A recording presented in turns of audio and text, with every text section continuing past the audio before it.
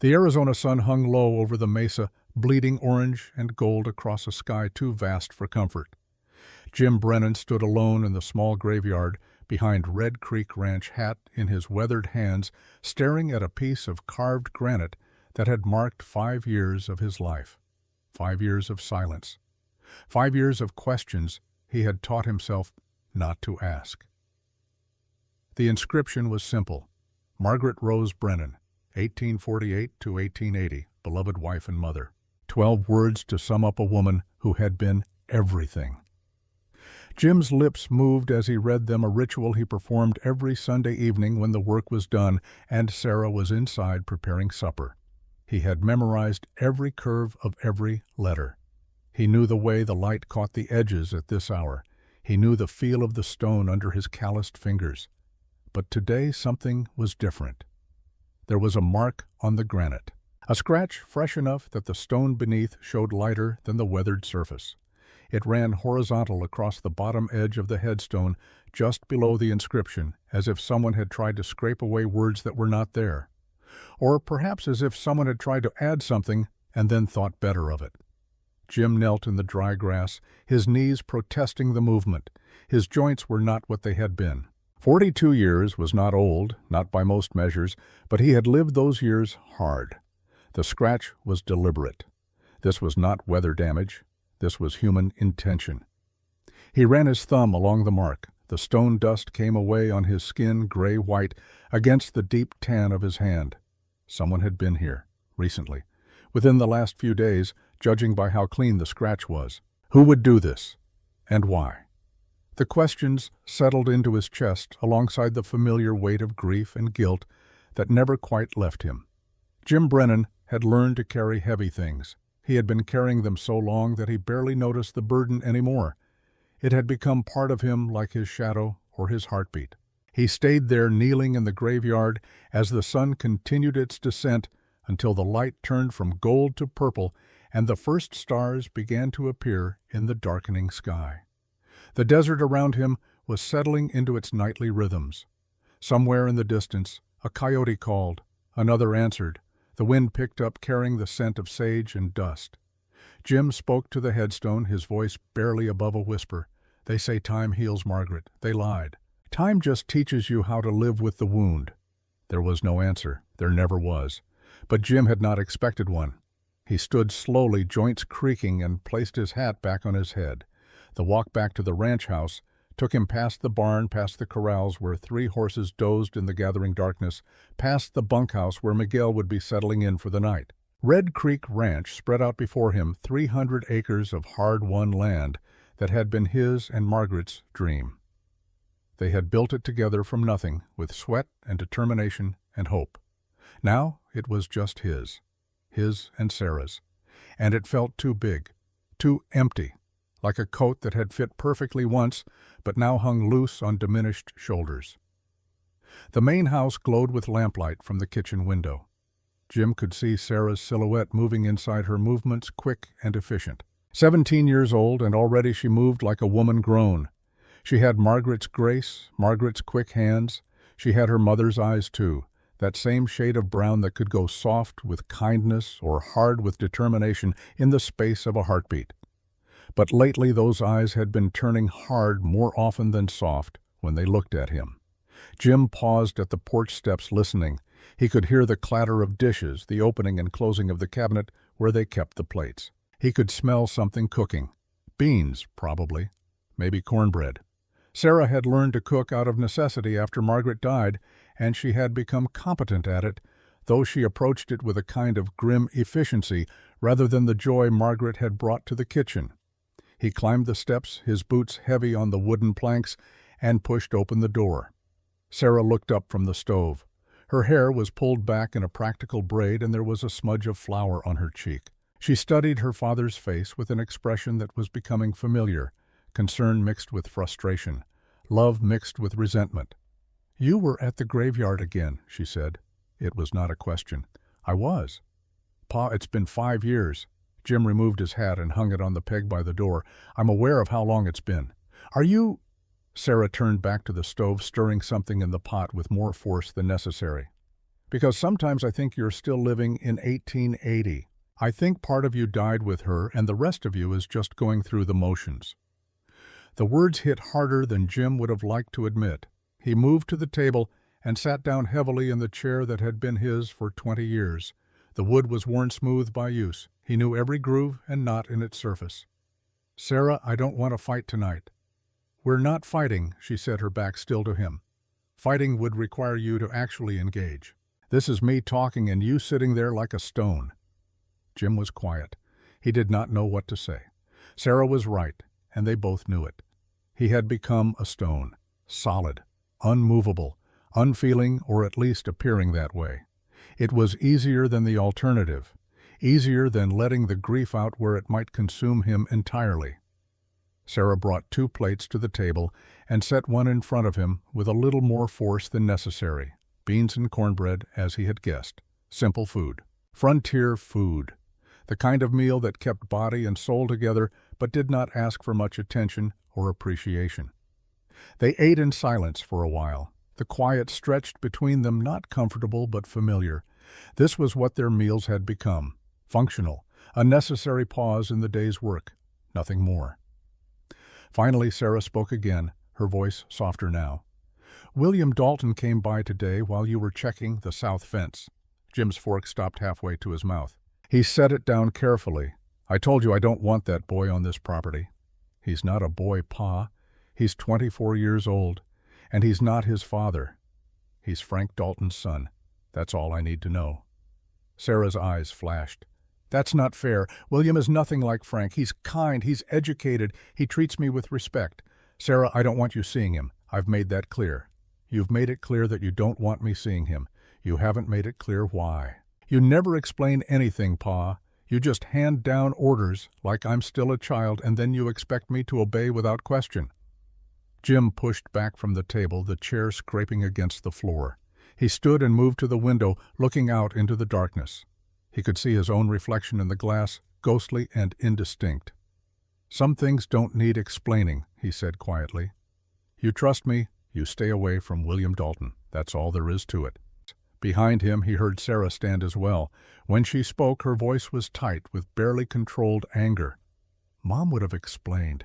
Mom would have talked to me like I was a person with a brain and feelings. Mom wouldn't have shut me out." The words hung in the air between them. Jim closed his eyes. "Your mother was better at a lot of things than I am. Then try to be better, Pa. Try to be the man she thought you were." Sarah left the kitchen. Jim heard her footsteps on the stairs, heard her bedroom door close with a firmness that was not quite a slam, but close enough. He stood alone in the kitchen, surrounded by the remains of their meal, and felt the weight of his failures pressing down on him like physical things. Margaret would have known what to say. Margaret would have found a way to reach their daughter, to bridge the gap that had opened between Jim and Sarah like a canyon neither of them knew how to cross. But Margaret was gone, and Jim was left trying to navigate by dead reckoning, without a map, without a compass, just stumbling forward and hoping he did not destroy what little remained of his family in the process. He cleaned up the dishes mechanically, washing and drying each plate and fork with the same methodical care he brought to every task. Work was something he understood. Work had clear steps and measurable outcomes. You fixed a fence or you did not. You fed the horses or you did not. You planted crops or you did not. People, on the other hand, people were complicated. People had layers and histories and wounds that did not heal with time or effort. People could look at you with disappointment in their eyes and make you feel like you had failed at the one thing that mattered most. It was full dark by the time Jim finished in the kitchen. He walked out onto the porch, seeking the cooler air and the openness of the night sky. The stars were brilliant here, away from any town lights. The Milky Way stretched overhead like a river of light. He thought about William Dalton, Frank Dalton's son. The boy. No, the young man. Sarah was right about that, at least had been coming around for months now. Jim had seen him watching Sarah at church, had noticed the way the young man's eyes followed her when she walked through town. And he had seen the way Sarah looked back. He could not allow it. He could not let Sarah get tangled up with that family.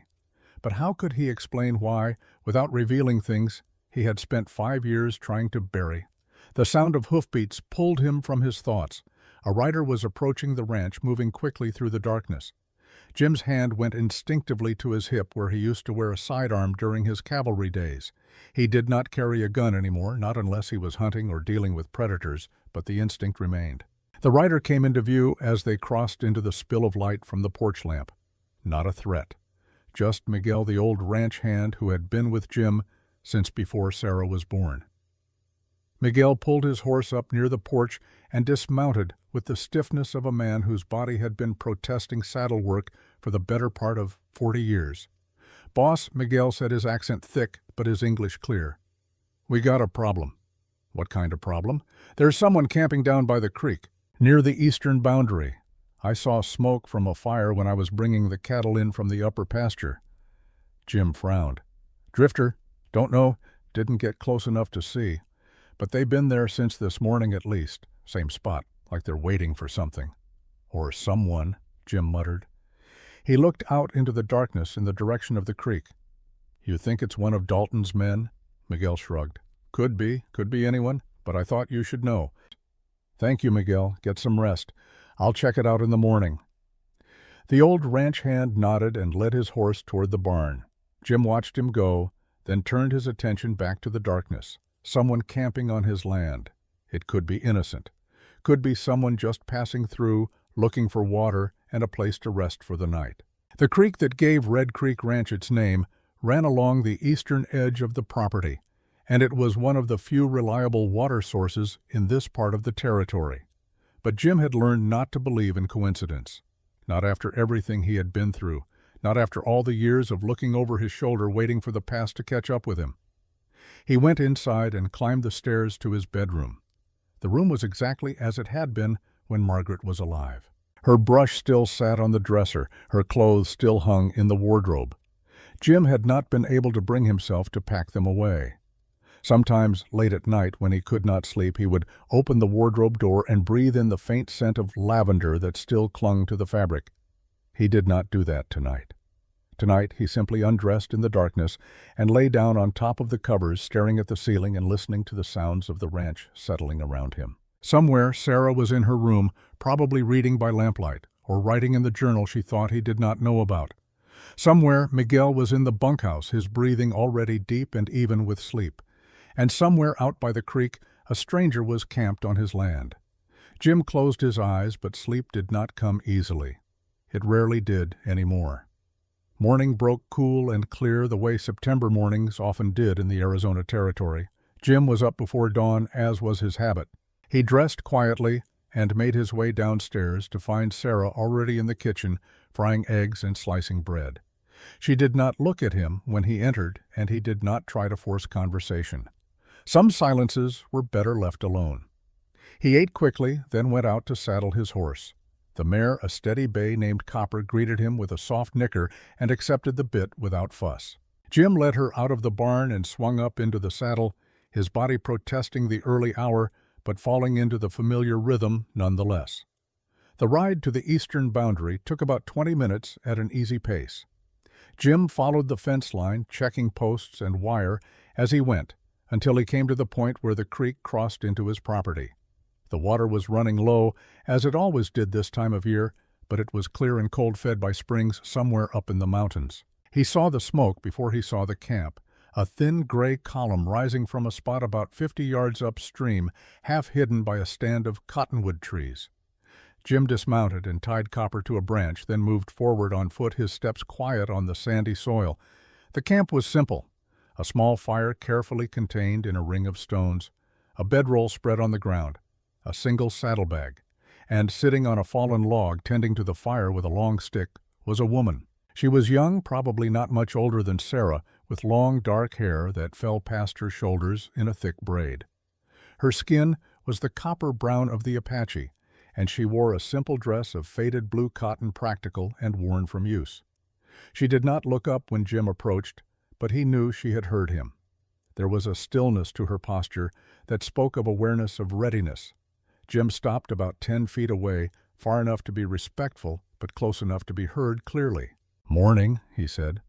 The woman looked up. Her eyes were dark and direct, meeting his without flinching. She studied him for a long moment before she spoke. "Good morning?" Her English was clear, with only a slight accent that suggested it was not her first language. Jim noticed details, the way her hand rested near the saddlebag where she could reach a weapon if needed, the careful way she had positioned herself so the fire was between them. The fact that despite the simplicity of her camp, everything was neat and organized. This was someone who knew how to survive. "You're on private land," Jim said, keeping his tone neutral. "I know." The woman stood, and Jim saw that she was taller than he had first thought. She moved with a kind of controlled grace that reminded him of things he had tried very hard to forget. "Are you James Brennan?" Jim felt something cold settle in his stomach. She knew his name.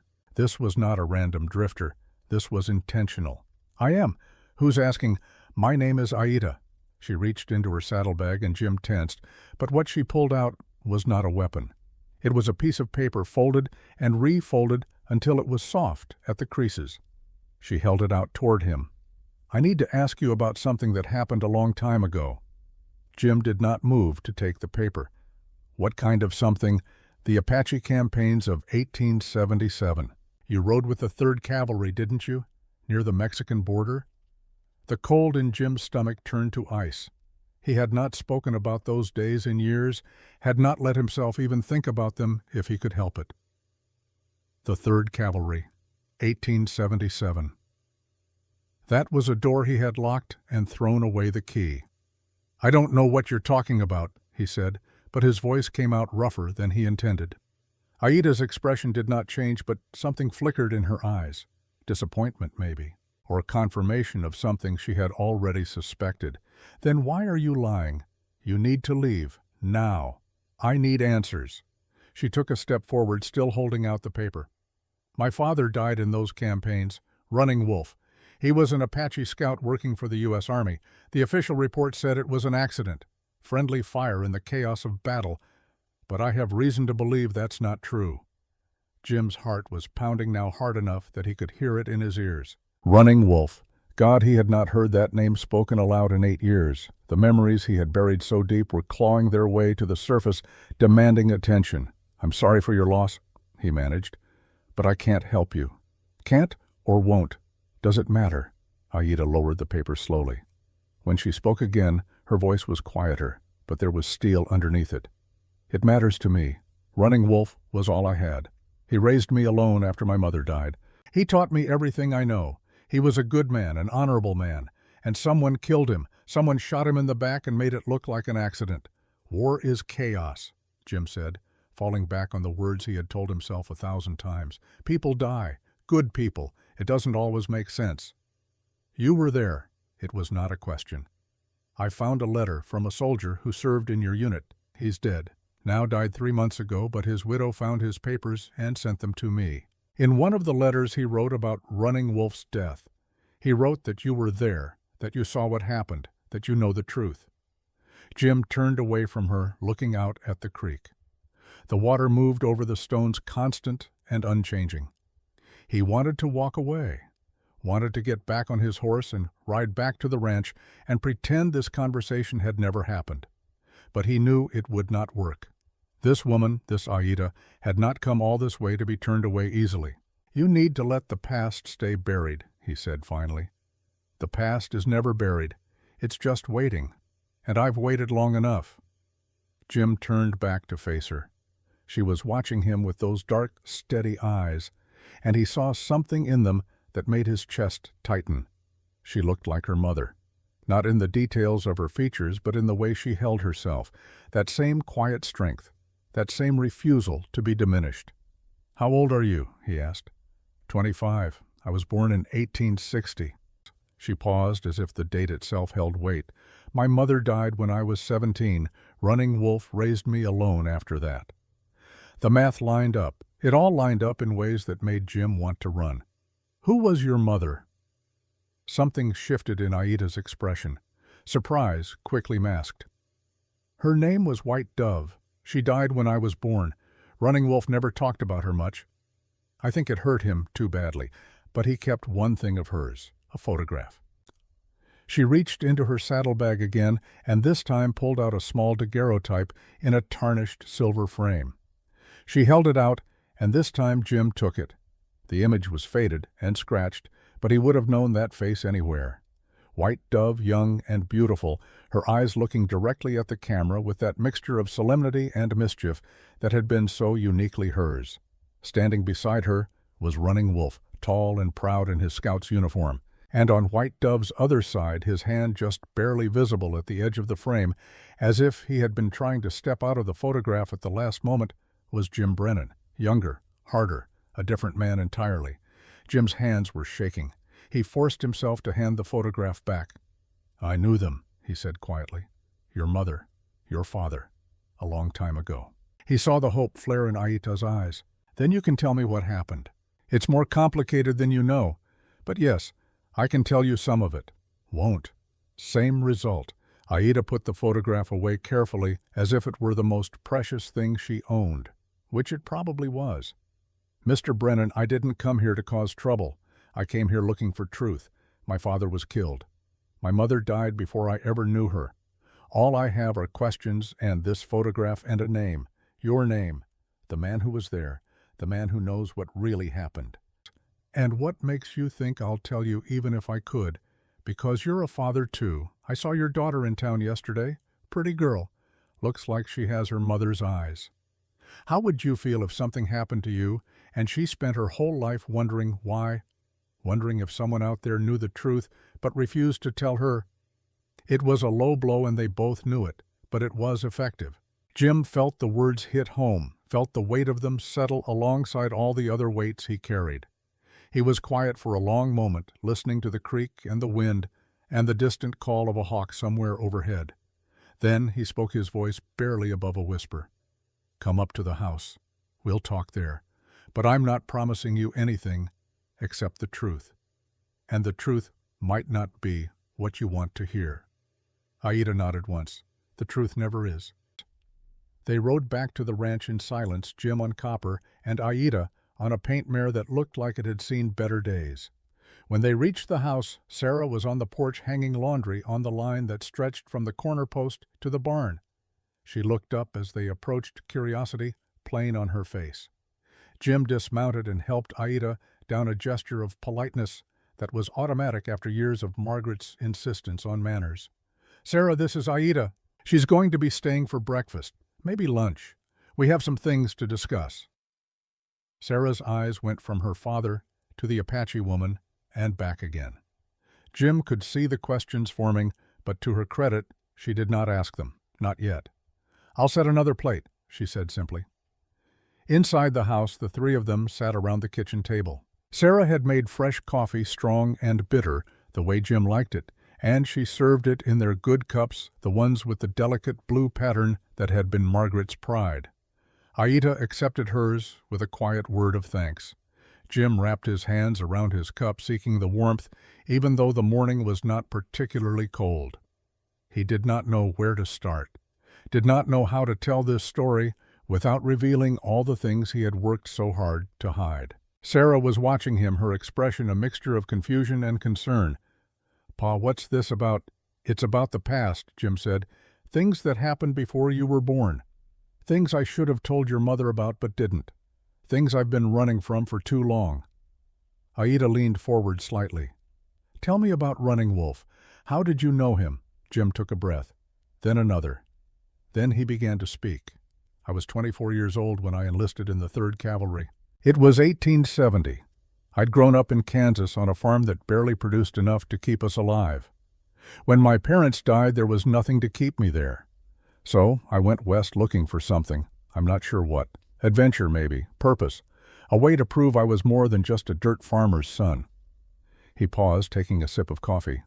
"By 1876, I was stationed at Fort Apache. That's where I met White Dove. She worked as a translator, helping the Army communicate with the Apache scouts and the reservation. She was beautiful, smart. She could speak 4 languages and had a way of seeing through people's pretenses that was almost frightening." Sarah's eyes widened slightly, but she did not interrupt. We became friends, then more than friends.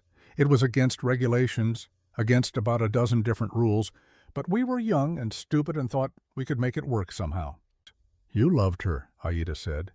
It was not a question. Yes, I loved her. And she loved you. Jim's throat tightened. I thought she did. For a while I really thought she did. He set down his coffee cup and stood moving to the window.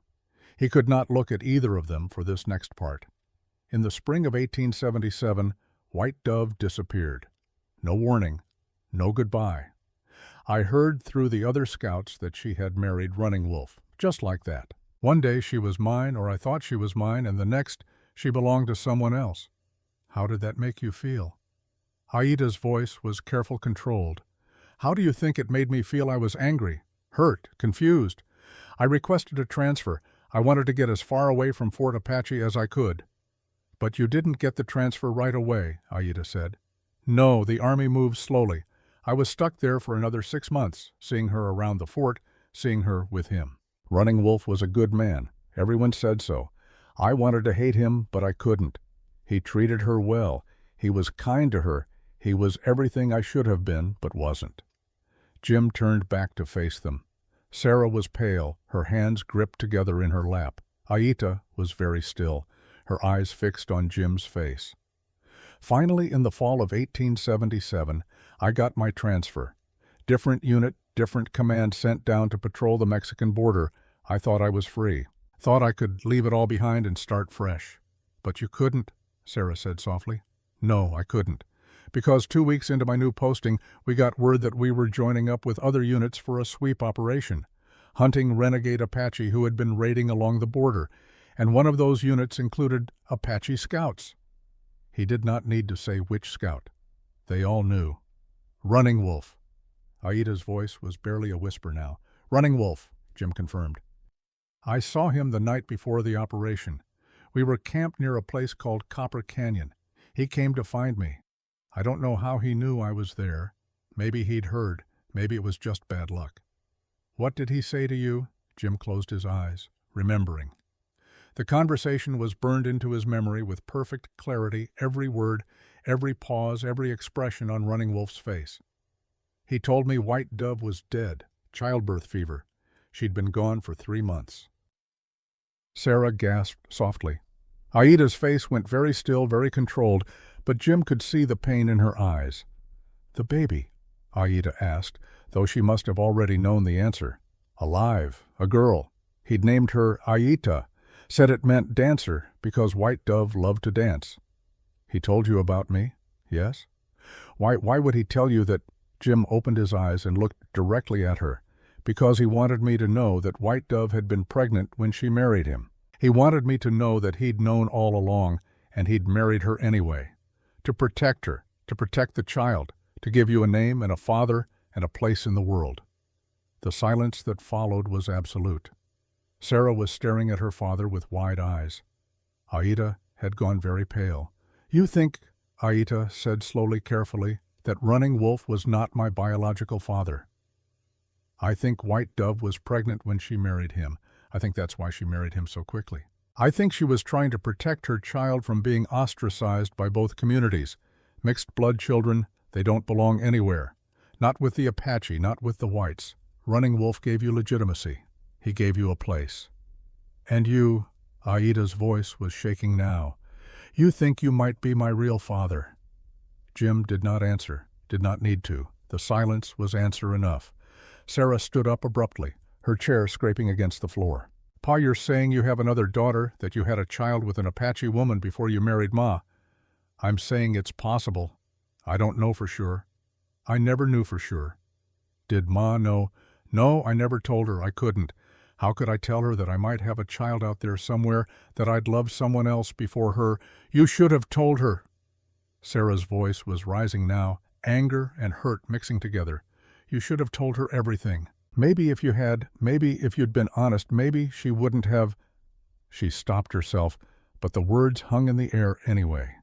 Maybe she wouldn't have died. Jim flinched as if he'd been struck. Sarah, your mother's death was an accident. It had nothing to do with this. How do you know, Sarah demanded, how do you know anything when you keep so many secrets? She turned and fled from the kitchen. A moment later they heard her footsteps pounding up the stairs, heard her bedroom door slam shut. Jim and Aida were left alone in the kitchen, the silence between them heavy with revelations and implications. Finally, Aida spoke. "Is that all? Is that the whole story?" "No," Jim said quietly. "That's not all. Because Running Wolf died that night, the night he told me about you. How we were preparing for the operation the next morning. Running Wolf was checking the perimeter. I was supposed to be asleep, but I couldn't. Too much running through my head.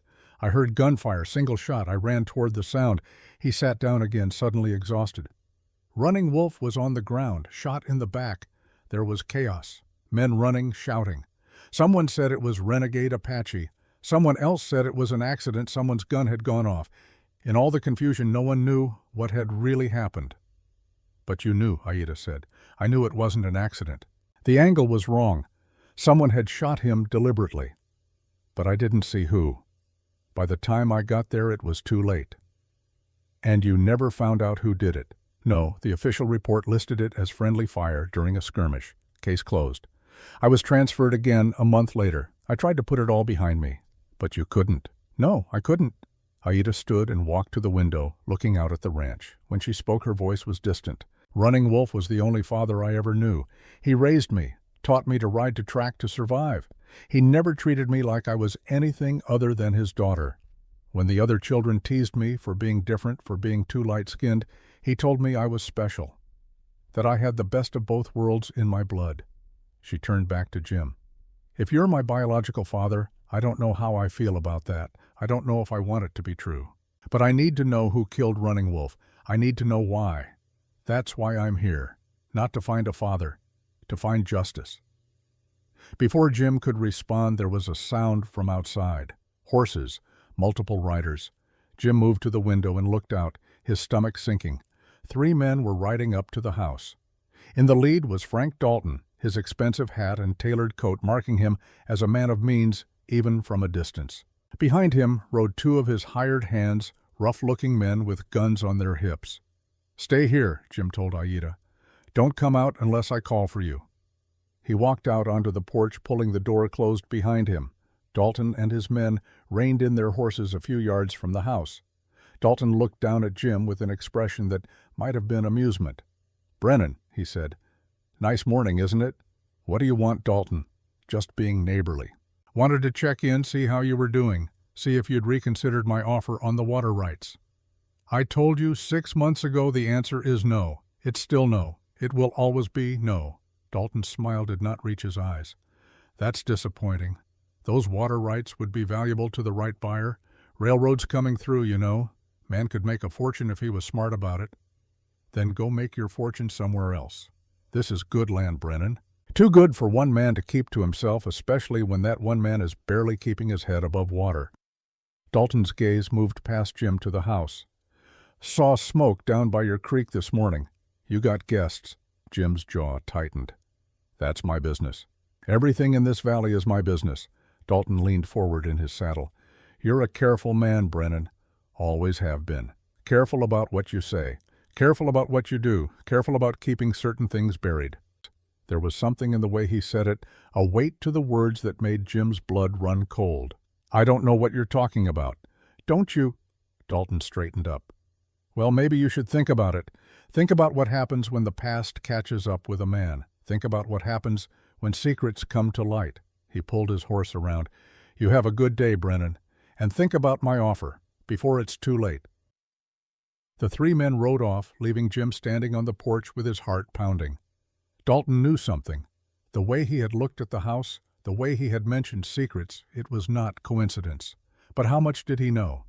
And what was he planning to do with that knowledge? Jim went back inside to find Aida standing in the hallway, having clearly heard everything. Their eyes met. "Who was that?" she asked. "Trouble," Jim said. "The worst kind." Upstairs, Sarah was standing at her window, watching the riders disappear into the distance. Her hands were shaking. Her mind was racing. She had heard everything. The conversation in the kitchen, the revelations about her father's past, the appearance of Frank Dalton. And now, looking down at the kitchen table where she had eaten breakfast this morning, she remembered something. The trunk in the attic, her mother's trunk, The one Jim had never opened, never went through, never touched. Sarah had been up there once years ago looking for old quilts. She had seen the trunk then, had noticed the way dust lay thick on its surface, undisturbed. At the time she had thought nothing of it. Now she wondered what secrets might be hidden inside. She waited until she heard her father and Aita talking again downstairs, their voices too low to make out words. Then she slipped out of her room and climbed the narrow stairs that led to the attic. The trunk was exactly where she remembered it, plain wood reinforced with iron bands with Margaret's initials carved into the lid. MRB, Margaret Rose Brennan. Sarah knelt beside it and tried the latch. Locked. But Sarah had seen enough locked things in her life to know that most locks were not that secure if you knew what you were doing. She pulled a hairpin from her braid and worked it into the mechanism, feeling for the tumblers. It took several minutes, but finally she felt something give. The lock clicked open. Inside the trunk were folded dresses, carefully packed in tissue paper, a pair of good shoes, some jewelry, normal things. But at the very bottom, under everything else, Sarah's fingers found something hard. A box.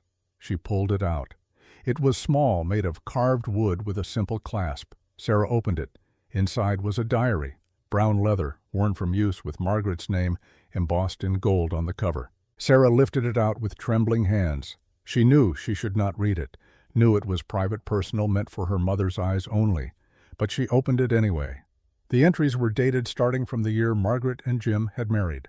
Most of them were mundane. Notes about the ranch, about Sarah as a baby, about the weather and the crops and the daily rhythm of life. Sarah flipped through quickly, looking for something, anything that might explain what was happening. She found it 3/4 of the way through the diary.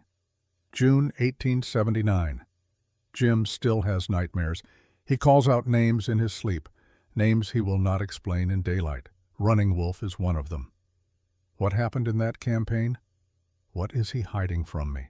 Sarah's breath caught. She turned the page. March 1880.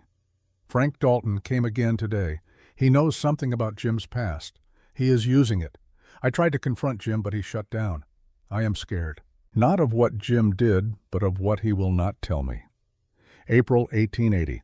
I am going to town tomorrow to speak with Father McKenna.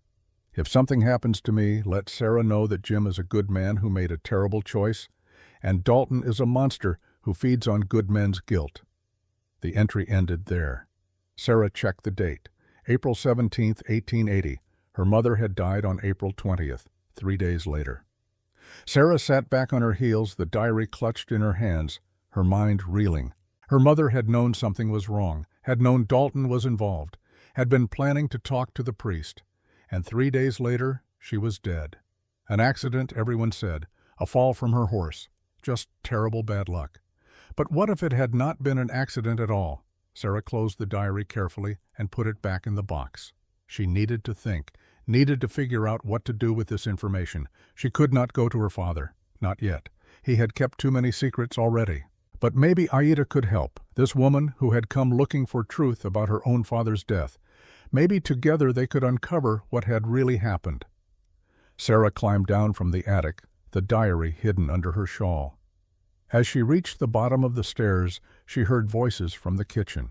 Her father and Aita were still talking. Sarah moved closer, listening.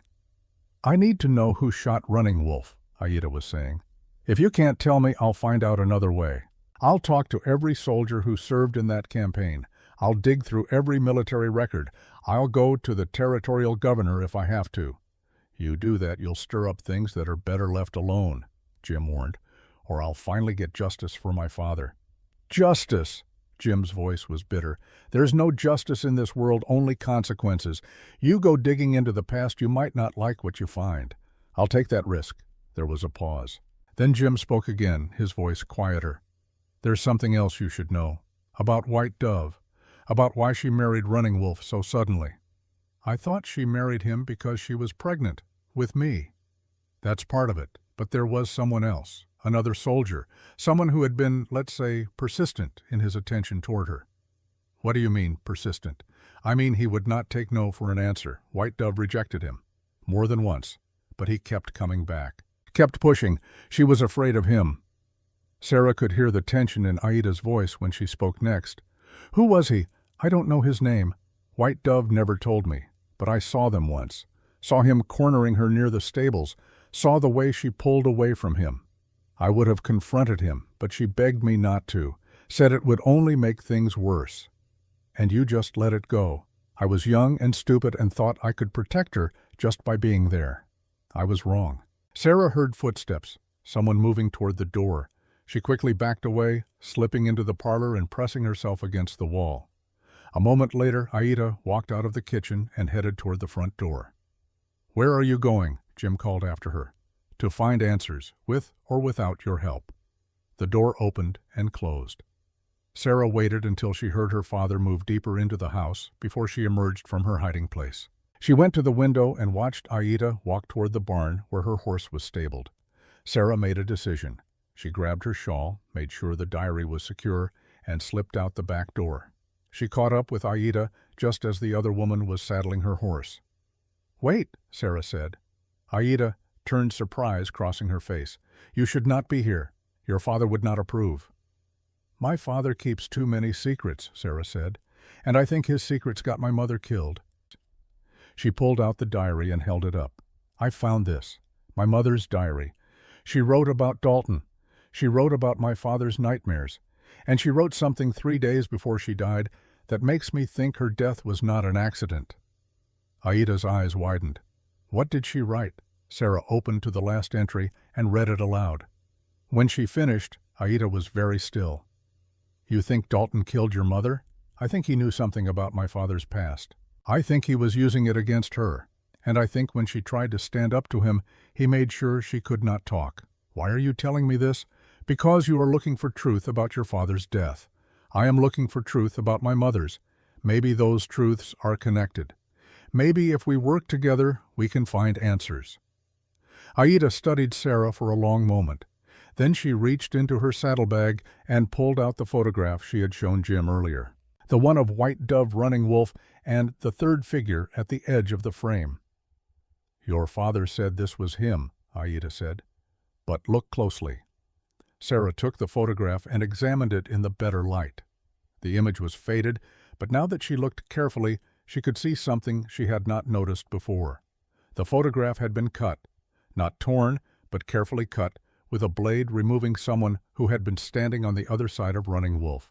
"There was someone else in this picture," Sarah said slowly. "Yes, and I want to know who. Because White Dove kept this photograph hidden. She carried it with her even when she married Running Wolf. It was important enough to hide, important enough to preserve, but someone was important enough to cut out. Do you think it was the man who would not leave her alone, the one my father mentioned? I think it is possible." Aida took the photograph back. "I think there is more to this story than your father knows, or more than he is willing to tell. Then we need to find out the truth ourselves." Sarah pulled out a piece of paper from her pocket. It was the letter William Dalton had given her yesterday, the one her father did not know about. In it, William had written about his father's locked study, about the documents Frank Dalton kept hidden. "I know someone who might be able to help us," Sarah said. "Someone who has access to information about Dalton, but we have to be careful. If my father finds out, if Dalton finds out, this could get dangerous." "I am not afraid of danger," Aida said. "Neither am I, not anymore." The two women looked at each other, and an understanding passed between them. They were both daughters of dead parents, both seeking truth in a world built on lies. They were both willing to risk everything to find answers. "Tomorrow," Sarah said. "Meet me in town, at the church. Father McKenna knew my mother. If she went to him before she died, he might know something." Aida nodded. "Tomorrow, then." Sarah watched Aida mount her horse and ride back toward her camp by the creek. Then she turned and walked slowly back to the house, the diary hidden under her shawl, her mind already working through plans and possibilities. Inside, she found her father sitting at the kitchen table, his head in his hands. He looked up when she entered, and Sarah saw something in his face she had rarely seen before. Fear. "Sarah, we need to talk." "Yes, Pa, we do." She sat down across from him and placed the diary on the table between them. Jim stared at it as if it were a snake coiled to strike. "Where did you get that? Mama's trunk?" "In the attic." "You had no right." "I had every right," Sarah interrupted. She was my mother, and you have been lying to me about how she died. Sarah, your mother died in an accident. I know it is hard to accept, but read the last entry, Pa. Read what she wrote 3 days before she fell from her horse." Jim did not move, did not reach for the diary. Sarah opened it herself and turned to the final page. She read the entry aloud, her voice shaking but strong. When she finished, the silence was deafening. "Dalton." Jim finally said the name, coming out like a curse. "He came to see her. He threatened her. But she told me she had handled it. She said he would not bother us anymore. And 3 days later she was dead. It was an accident. Was it? Are you sure, or is that just what you wanted to believe? Because the truth was too hard." Jim stood abruptly, the chair clattering backward. "What do you want me to say, Sarah? That I have wondered the same thing every day for 5 years. That I have questioned and doubted and driven myself half mad, wondering if I could have prevented it. I want you to say that we are going to find out the truth. I want you to say that we are not going to let Dalton get away with this." "And how do you propose we do that? Dalton owns half the territory. The sheriff is in his pocket. The judge is his cousin. What are we supposed to do? Walk up to him and accuse him of murder? Aita is looking for the truth about her father's death. My mother was looking for the truth about your past when she died. Maybe those things are connected. Maybe if we work together, we can find proof." Jim was quiet for a long moment. Then he sat back down, the fight going out of him. "You don't know what you are asking. You don't know what you are getting into. Then tell me. No more secrets, Pa. Tell me everything." And so he did. He told her about White Dove, about Running Wolf, about the night of the shooting. He told her about the guilt he had carried, the nightmares that still woke him some nights, the feeling that he had failed everyone who had ever depended on him. He told her about Frank Dalton, who had also been in the 3rd Cavalry in 1877, who had also known White Dove. And as he spoke, Sarah began to see the pieces falling into place, began to understand the web of connections that tied their past to their present. When Jim finally fell silent, Sarah reached across the table and took his hand. "We will find the truth, Pa. Together, all of us. You, me, and Aida. It might be dangerous. I know. It might cost us everything. Some things are worth the cost." Jim looked at his daughter, at the determination in her eyes, at the set of her jaw that was so like Margaret's, and felt something shift inside him. For 5 years he had been carrying his burdens alone. For 5 years he had been trying to protect Sarah by keeping her in the dark. But darkness did not protect anyone. It only let the monsters hide. "All right," he said finally. "We will find the truth, but we do it carefully. We do it smart, and we watch each other's backs." Agreed. They sat together in the fading afternoon light, father and daughter, planning and strategizing. And neither of them noticed the figure watching from the hills above the ranch. Frank Dalton sat on his horse looking down at the Brennan house, a slight smile on his face. He had seen the Apache woman ride away, had seen Sarah slip out after her, had seen them talking by the barn. They were digging, asking questions, getting close to things that should stay buried. But Dalton was not worried. He had been playing this game for 8 years. He knew how to stay ahead of curious women and guilt-ridden fathers. And if they got too close, well, accidents could happen. They had happened before. Dalton turned his horse and rode back toward town, already planning his next move. The past was not going to stay buried on its own. It needed help. And Frank Dalton had always been very good at making problems disappear. The sun was setting over Red Creek Ranch, painting the sky in shades of orange and red. In the graveyard on the hill, Margaret's headstone caught the last light, the scratch on its surface dark against the weathered granite.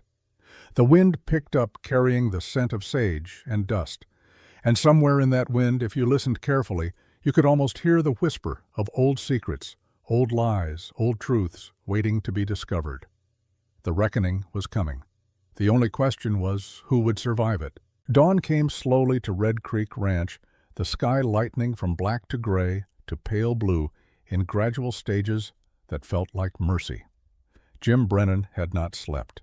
He sat on the porch in the same chair where he had spent most of the night, watching the darkness retreat and wondering how much damage one conversation could do to a life he had spent years carefully constructing.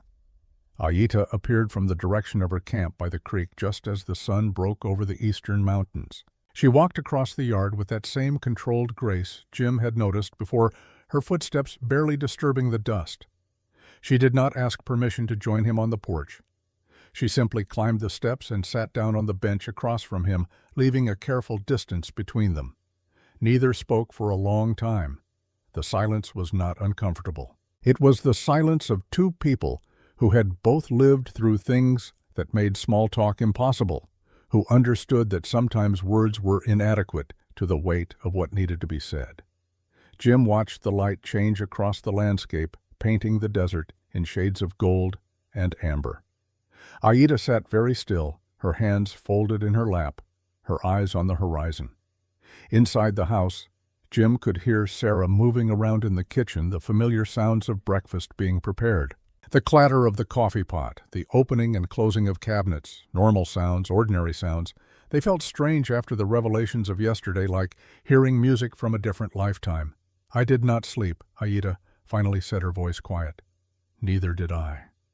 I kept thinking about what you told me, about White Dove, about Running Wolf, about the photograph." Jim nodded. He had been thinking about it too, thinking about all the years he had spent trying to forget, trying to bury the past so deep it could never claw its way back to the surface. And now, here it was anyway, sitting across from him in the form of a young woman who might be his daughter. "I need to tell you the whole story," he said, "not the version I told yesterday. The real story, the one I have never told anyone." Aita turned to look at him, then, her dark eyes steady and patient. "I am listening." Jim took a breath. Then he began to speak, and this time he held nothing back. "It was the spring of 1876 when I first saw White Dove. I had been at Fort Apache for about 6 months, still green, still trying to figure out how the Army worked, how the West worked, how to survive in a place that was nothing like the Kansas farm where I grew up." He paused, remembering. She was working as a translator between the Army officers and the Apache scouts.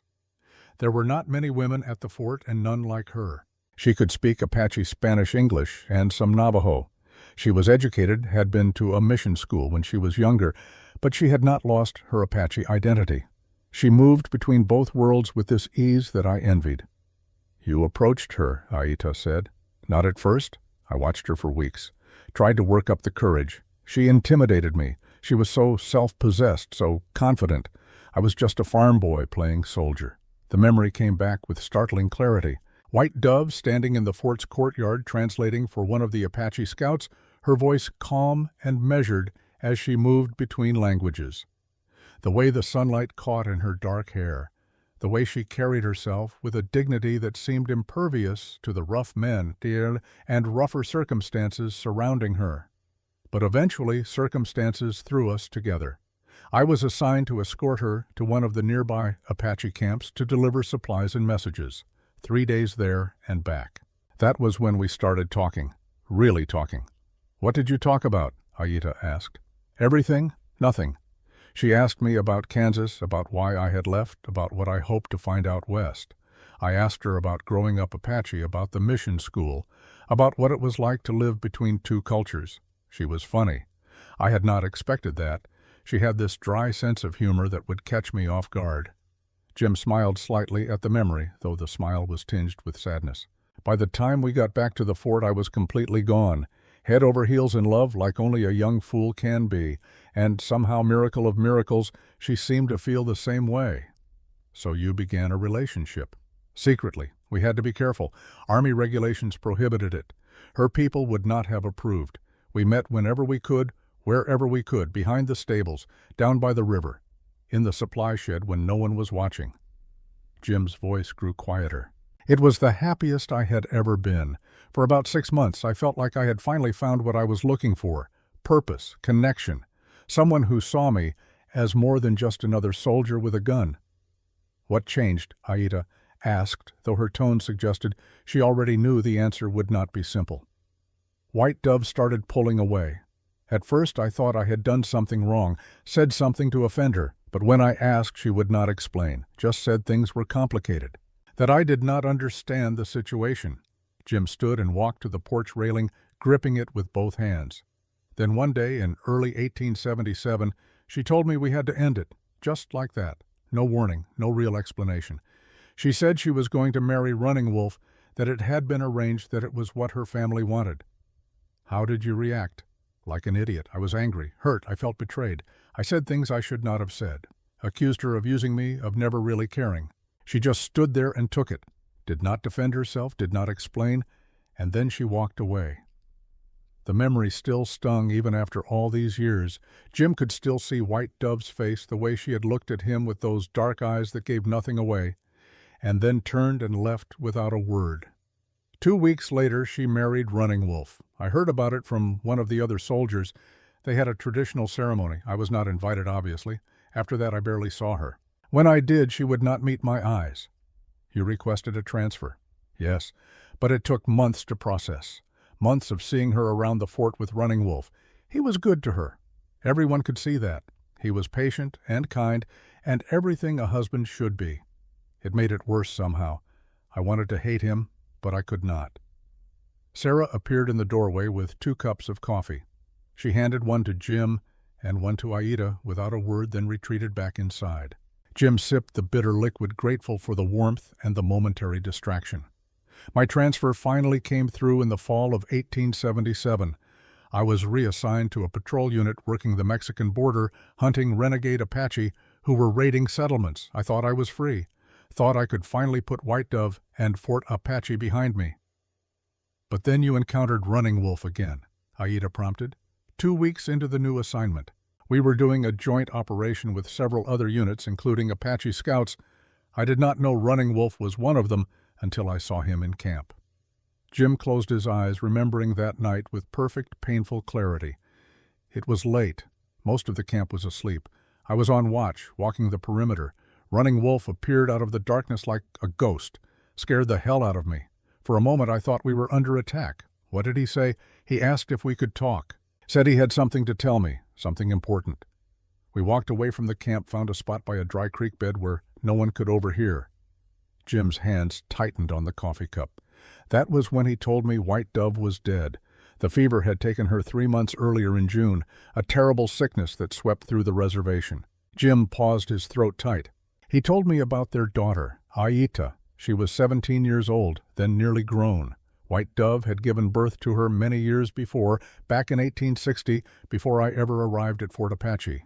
Running Wolf had raised her as his own from the time she was a small child. "Why did he tell you this?" Aida asked. "Why track you down to tell you your former lover had died?" Jim met her gaze directly. Because he wanted me to know that White Dove had been pregnant when she married him. He wanted me to know that he had known all along, that she had come to him and told him the truth, and he had agreed to marry her anyway, to protect her, to protect the child. The words hung in the air between them. He said White Dove had been terrified, not of having a baby, but of what would happen to that baby, a child with white blood and Apache blood belonging to neither world. She knew the child would be ostracized by both communities. So she went to Running Wolf, a man she trusted, a man who had loved her for years, and asked him to give the child legitimacy, to give her a father and a name and a place. And he agreed, Aida said softly, without hesitation apparently. He married her within the week. When the baby was born 7 months later, no one questioned it. Babies come early sometimes. Running Wolf claimed her as his own. White Dove had her protection. Jim turned to face Aida fully. Then Running Wolf looked at me, and he said something I will never forget. He said, "I am telling you this not because I want you to claim the child. I am telling you so you will understand why you must never claim her. She is Apache. She is mine. She belongs to our people. If you try to take her, you will destroy her. So I am asking you as one man to another to leave, to never come back, to let my daughter have a chance at belonging." Tears were running down Aida's face now, silent and unchecked. He called me his daughter. He did, without hesitation, without qualification. You were his daughter in every way that mattered. And you agreed, you just walked away. What else could I do? He was right. If I had tried to claim you, tried to take you into the white world, you would have been an outsider forever. Half-breed, Neither fish nor fowl. At least with Running Wolf you had a place, a people, an identity. So you left me. The accusation in her voice was quiet but devastating. I left you with a father who loved you, who chose you, who was willing to raise another man's child as his own because he believed that is what family meant. Aida was quiet for a long time, wiping at her tears with the back of her hand. When she spoke again, her voice was steadier. Tell me about the night he died. Jim's jaw tightened. This was the part he had never been able to speak about, not to Margaret, not to Sarah, not to anyone. We talked for about an hour, about White Dove, about you, about what the future might hold. Running Wolf was planning to leave the scouts, take you back to the reservation, raise you in the traditional way. He said White Dove had made him promise to make sure you knew your heritage. Then what happened? We heard a noise, voices, someone moving through the brush. Running Wolf tensed, said we should get back to camp. Something felt wrong. Jim's voice dropped. We started walking back. We were maybe 50 yards from the camp when I heard the shot. Single rifle crack. Running Wolf was walking slightly ahead of me. He just collapsed. No warning. One moment he was walking, the next he was on the ground. You saw the shooter. No, it was dark. The shot came from behind us, from the direction we had just come from. I dropped down, tried to see where it had come from, but there was nothing. Just darkness and the sound of Running Wolf choking on his own blood. Jim's hands were shaking now. He set down the coffee cup before he could spill it. I crawled to him, turned him over.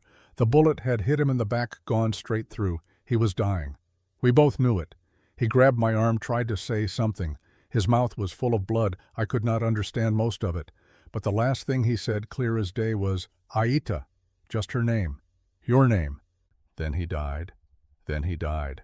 I held him until his eyes went empty, until his grip on my arm went slack. And then all hell broke loose. Men came running from the camp. Someone was shouting about renegade Apache. Someone else said they had heard a shot. In all the chaos and confusion, I could not make anyone understand what had really happened. They saw Running Wolf dead with a bullet in his back, and they assumed it was enemy fire. But you knew it was not. I knew the angle was wrong. The shot had come from behind us, from the direction of our own camp. It was not renegade Apache. It was one of our own men. Did you tell anyone? Jim's face was full of shame. No, I tried. I went to the commanding officer the next morning, tried to explain, but he had already filed the report. Friendly fire during a skirmish, case closed. He told me these things happened in war, that there was no point in pursuing it further, that it would only cause problems. So you let it go. I let it go. God forgive me, I let it go.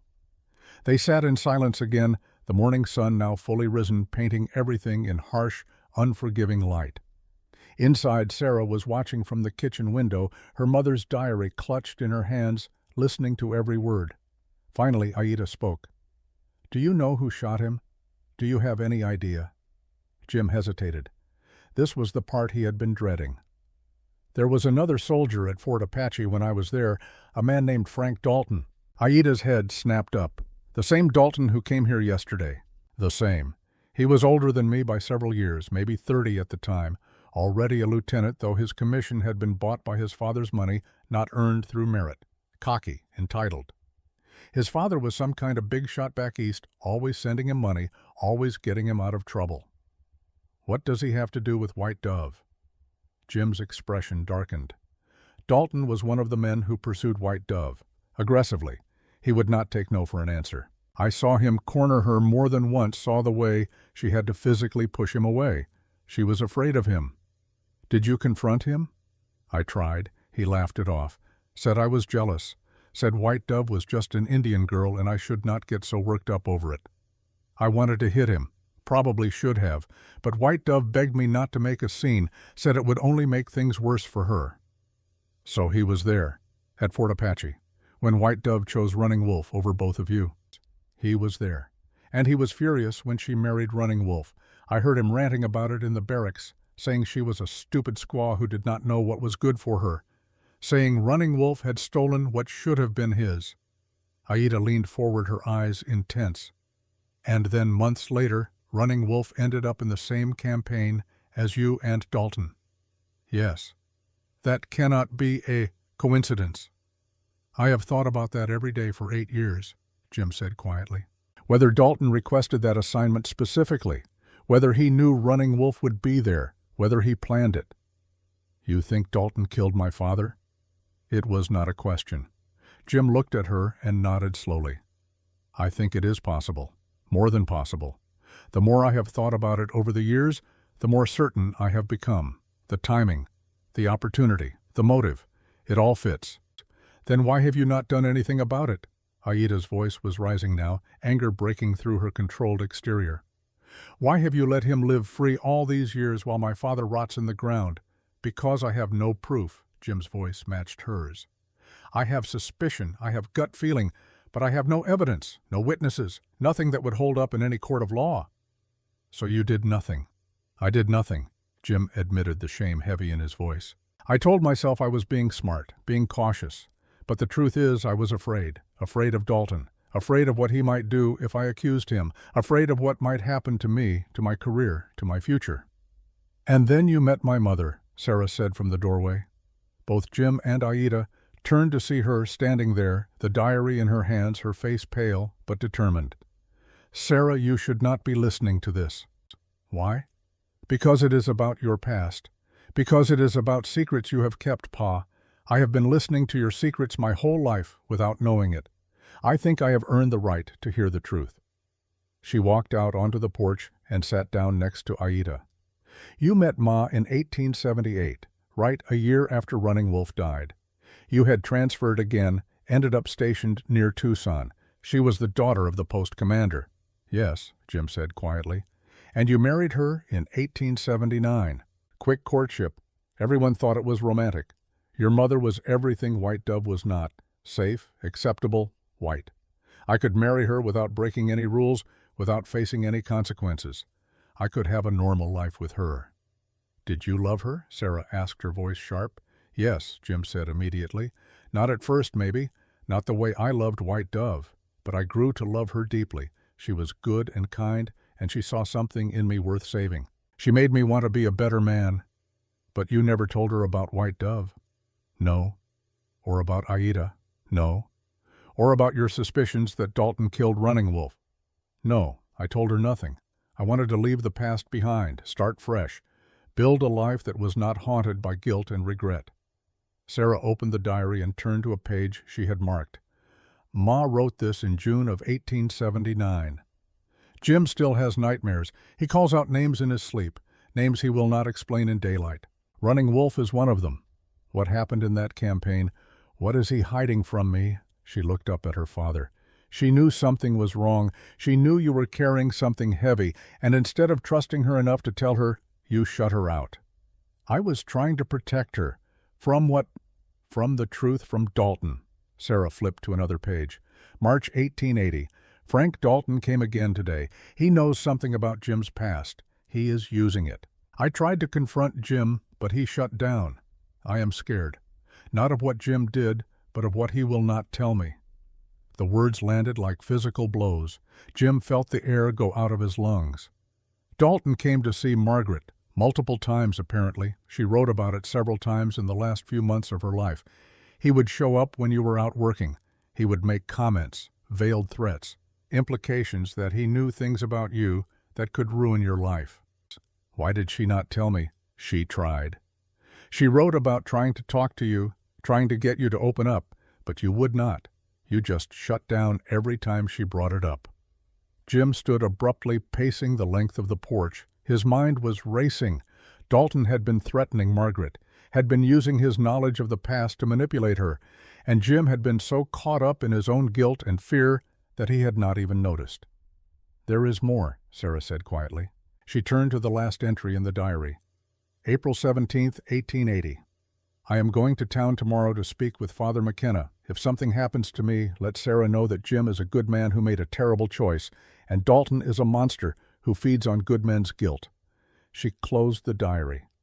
Ma died on April 20th, 3 days after writing this. The silence that followed was absolute. Jim felt like he had been punched in the stomach. All these years he had believed Margaret's death was an accident, a tragic fall from her horse. Just bad luck. But what if it had not been an accident at all? "You think Dalton killed her?" Aida said, speaking the words that hung unspoken in the air. I think Ma was going to tell Father McKenna about Dalton's threats. I think she was going to expose whatever hold Dalton had over Pa. And I think Dalton could not let that happen. Jim sank back down into his chair, his legs suddenly unable to support him. Margaret. His Margaret, murdered. Because of his secrets. Because of his cowardice. Because he had not trusted her enough to tell her the truth. "It is my fault," he said, his voice barely audible. "If I had just told her. If I had been honest from the beginning." "It is Dalton's fault," Sarah said fiercely. "He is the one who killed people. He is the one who threatened and manipulated. You made mistakes, Pa. Bad ones. But he is the murderer." Aida stood and walked to the porch railing, looking out at the ranch. When she spoke, her voice was hard. "We need proof. We need evidence that Dalton killed Running Wolf and your mother. Without that, he is untouchable." "How do we get proof after all these years?" Sarah asked. "We dig," Aida said simply. "We talk to people who were there. We look at old records. We find inconsistencies and contradictions. And we do not stop until we have enough to take to someone who can actually do something about it." "The sheriff is in Dalton's pocket," Jim said dully. "Half the town council works for him. The territorial judge is his cousin. Who exactly are we supposed to take this evidence to? Then we go over their heads," Sarah said. "Federal marshal, territorial governor, someone who is not beholden to Dalton." Jim looked at his daughter, at the determination in her face, and felt something shift inside him. For 5 years he had been paralyzed by grief and guilt. For 5 years he had done nothing but survive. But now, looking at Sarah and Aida, both demanding justice for the people they had lost, he felt something he had not felt in a long time. Purpose. "All right," he said. "We find the proof, but we have to be smart about it. Dalton has had 8 years to cover his tracks. He will not make it easy." "Where do we start?" Aida asked. Sarah stood up, brushing off her skirt. "We start with people who knew Ma, people she might have talked to, Father McKenna for one. And there is someone else who might help us." "Who?" "William Dalton." Jim's head snapped up. "Absolutely not. I forbid it. Pa William is not his father, and he has access to things we do not. He lives in that house. He sees Dalton's papers, hears his conversations. If anyone knows where the bodies are buried, it is him. Or he is exactly like his father and will run straight to him the moment you ask questions." "He is not like his father," Sarah said quietly. "I know him, Pa. You do not. And I trust him." "Trust," Jim said bitterly. "That is what got Margaret killed. Trusting the wrong people." "No," Sarah said, her voice hardening. "What got Ma killed was you not trusting the right people. You not trusting her enough to tell her the truth. I am not making that mistake." The words hung between them, cutting and true. Jim wanted to argue to forbid Sarah from involving William Dalton in any way, but he could see in her eyes that she had made up her mind. She was 17 years old and already more decisive than he had been at twice her age. "Fine," he said finally, "but you be careful. You do not meet him alone. You do not tell him everything.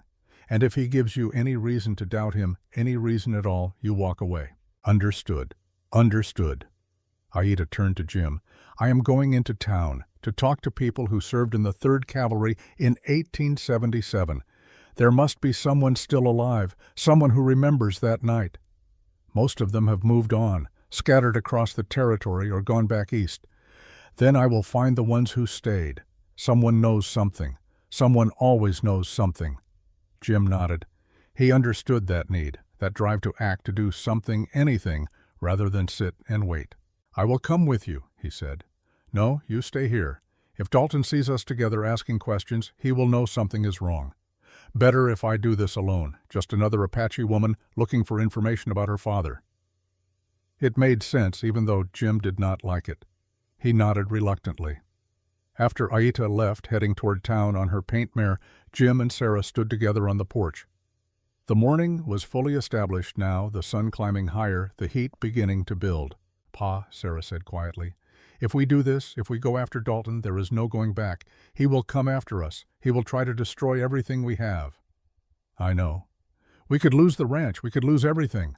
"Your mother already lost everything," Jim said, his voice rough with emotion. "She deserves justice. Running Wolf deserves justice. If that costs us the ranch, so be it."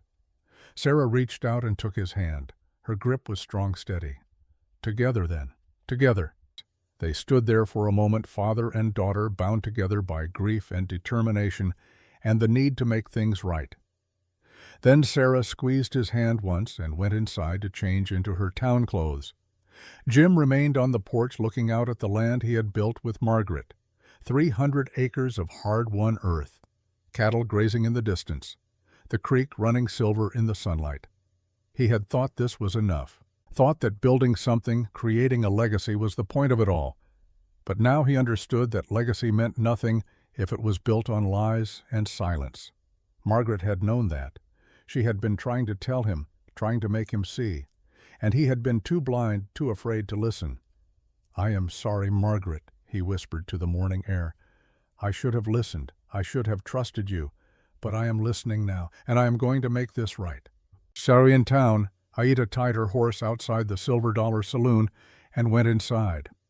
The place was nearly empty at this hour, just a few old-timers nursing drinks and a bartender wiping down glasses. She approached the bar and ordered water, paying with coins from the small pouch at her belt. "I am looking for men who served in the 3rd Cavalry," she said to the bartender, "specifically men who were part of the Border Patrol operations in 1877. The bartender, a thick-necked man with a graying beard, looked at her with suspicion. "Why, my father was an Apache scout. He died during those operations. I am trying to find out what happened." The bartender's expression softened slightly. "Most of those boys moved on years ago, but old Charlie Patterson, he is still around, lives in a shack out past the church. He was 3rd Cavalry back in the day." "Thank you." Aida found Charlie Patterson exactly where the bartender said he would be, in a ramshackle structure that barely qualified as a house. Patterson himself was ancient, at least 70, his face a roadmap of wrinkles and sun damage, but his eyes were sharp when he looked at Aida. "You hear about the scouts?" he said before she could even introduce herself. It was not a question. "How did you know?" "Because you look just like your mother, White Dove." "I knew her at Fort Apache." Aida felt her breath catch. "You knew my mother." "Knew her. Respected her. She was smarter than half the officers put together." Patterson gestured to a rickety chair. "Sit down, girl. Tell me what you want to know." Over the next hour, Aida learned more about her mother than she had known in her entire life. Patterson painted a picture of a woman caught between worlds, trying to navigate impossible circumstances with grace and intelligence. He spoke of White Dove's work as a translator, her ability to diffuse tense situations, her quiet dignity in the face of disrespect and harassment. "There were men who gave her trouble," Patterson said. "Men who thought an Indian woman was fair game. She handled most of it herself. But there was one who would not take no for an answer, young officer named Dalton. Frank Dalton." "What did he do?" Patterson's face darkened. "He was obsessed with her, followed her around, made inappropriate comments, cornered her whenever he could get her alone. White Dove complained to the commanding officer, but Dalton's father had connections. Nothing was done." "Did she tell anyone else? Did she have friends who might have witnessed his behavior?" "She was close with one of the other soldiers, Jim Brennan. He looked out for her. Think they might have been sweet on each other, though they tried to keep it quiet." Aida nodded, not revealing that she already knew this part of the story. "When White Dove married Running Wolf, so sudden, like Dalton, went crazy. Said she was a traitor, said she had led him on. He got drunk one night and tried to force his way into her quarters. Running Wolf beat him half to death. Should have been court-martialed for it, but Running Wolf was Apache. The Army looked the other way." "And then what happened?" "Dalton got transferred out. We all thought that was the end of it, but I heard later he ended up in a patrol unit on the Mexican border. Same place they sent Brennan, actually. Same place where Running Wolf ended up scouting." Patterson leaned forward. "Running Wolf died on that campaign. Official reports said friendly fire, but I always wondered. 3 people all connected to the same woman, all ending up in the same place at the same time. That is one hell of a coincidence." "You think Dalton killed my father?" "I think it is possible. More than possible, but I got no proof. Just an old man's suspicions." "Did you ever tell anyone?" "Who was I going to tell? I was just a private. Dalton's father was some kind of big shot, and Running Wolf was just an Indian scout. Nobody cared enough to investigate." Aida stood, her mind racing. "Thank you, Mr. Patterson. You have been very helpful." "You be careful, girl. Dalton is powerful now, owns half the territory. If he killed once to get what he wanted, he will do it again." Meanwhile, Sarah was approaching the church where she had arranged to meet William Dalton. He was waiting on the steps, tall and lean, with dark hair and eyes that reminded her painfully of his father, though the expression in them was entirely different. Where Frank Dalton's eyes were cold and calculating, William's were warm and concerned. "Sarah," he said, standing as she approached, "thank you for agreeing to meet me. After what your father said yesterday, I thought maybe you would not come." "We need to talk," Sarah said without preamble. "Somewhere private." William's expression grew serious. He led her around to the back of the church to the small cemetery where generations of Mesquite Springs residents were buried. They sat on a bench beneath a cottonwood tree, the graves stretching out around them. "What is this about?" William asked. Sarah took a breath. This was dangerous. If William was anything like his father, if he betrayed her confidence, it could destroy everything. But she had to trust someone. She had to believe that not every Dalton was rotten. "I think your father killed my mother," she said quietly. William went very still. "What, 5 years ago?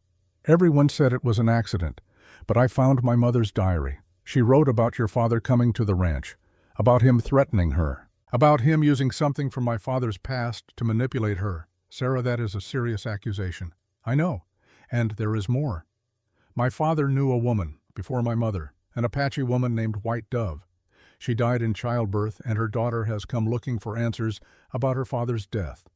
An Apache scout named Running Wolf, who was killed in 1877. Sarah watched William's face carefully as she spoke. "Your father was in that campaign. My father was in that campaign. And we think your father might have killed Running Wolf." William stood and walked a few paces away, his hands shoved in his pockets. When he turned back, his face was pale. "I believe you," he said quietly. "You do. My father has a locked box in his study. I have seen it since I was a child. He keeps it in a safe behind a painting. Sometimes, late at night when he has been drinking, he takes it out and looks through the contents. He thinks no one knows, but I have watched him. What is in the box? I do not know, but I have seen him looking at old photographs, old letters, and I have heard him talking to himself, muttering about things that should have stayed buried, about mistakes and loose ends." William sat back down next to Sarah. 2 weeks ago, I heard him arguing with someone. I could not see who, but I heard my father say something about the Apache problem and making sure the past stays in the past. At the time, I did not think much of it. But now you think he was talking about Aita, about her coming here looking for answers. Possibly. My father has always been paranoid about his reputation, about his standing in the community. If there is something in his past that could destroy, that he would do anything to protect it." Sarah took his hand. "Will you help us? Will you help us find out what is in that box?" William was quiet for a long moment, staring down at their joined hands. "He is my father, Sarah. Whatever his faults, whatever he has done, he is still my father. I know, and I would not ask this of you if it were not important. But my mother deserves justice. Aita's father deserves justice, and if your father is responsible, he needs to answer for it." William looked up at her, and Sarah saw the struggle in his eyes. Loyalty to family versus doing what was right. It was a choice no one should have to make. "All right," he said finally. "I will help you, but we have to be careful. If my father suspects anything, if he thinks I am betraying him, I do not know what he will do." "When can you get into his study?" "Tomorrow night. He is going to a town council meeting. He will be gone for at least 2 hours. That should give me enough time to get into the safe and see what is in the box. I will come with you." "No, too dangerous. If anyone sees you at my father's house, it will raise questions. I will do this alone. Then I will meet you and tell you what I found." Sarah wanted to argue, but she knew he was right. She squeezed his hand. "Be careful." "I will." They sat together for a while longer, both of them looking out at the gravestones and thinking about the dead who demanded justice. That evening, Jim, Sarah, and Aita gathered in the kitchen at Red Creek Ranch to share what they had learned. Aita reported her conversation with Charlie Patterson. Sarah told them about her meeting with William and his plan to search his father's study. "I do not like it," Jim said, trusting a Dalton. "We do not have a choice," Sarah countered. "William is our best chance at finding hard evidence. Or our best chance at walking into a trap. He is not like his father, Pa. I know him." "You think you know him. But people can surprise you. People can lie." "Like you did." The words were out before Sarah could stop them. She immediately regretted them, but they hung in the air anyway. Jim flinched. "That is not fair." "Maybe not, but it is true." Aida intervened before the argument could escalate. "Fighting among ourselves helps no one. Dalton is the enemy, not each other. We need to stay focused." Jim and Sarah both nodded, though the tension between them remained. "Tomorrow we will know more," Aida continued. "William will search the study. I will continue talking to old soldiers. And we should also go to the church, talk to Father McKenna. He was the one your mother was planning to see before she died." "Good idea," Jim said. "I will go with you." The next day passed slowly. Jim tried to work, but he could not focus. He kept making mistakes, forgetting tools, leaving gates open. Finally, Miguel took him aside. "Boss, you are not here today. Your head is somewhere else. Why don't you take a break, walk, think, whatever you need?" Jim nodded gratefully and walked up to the graveyard.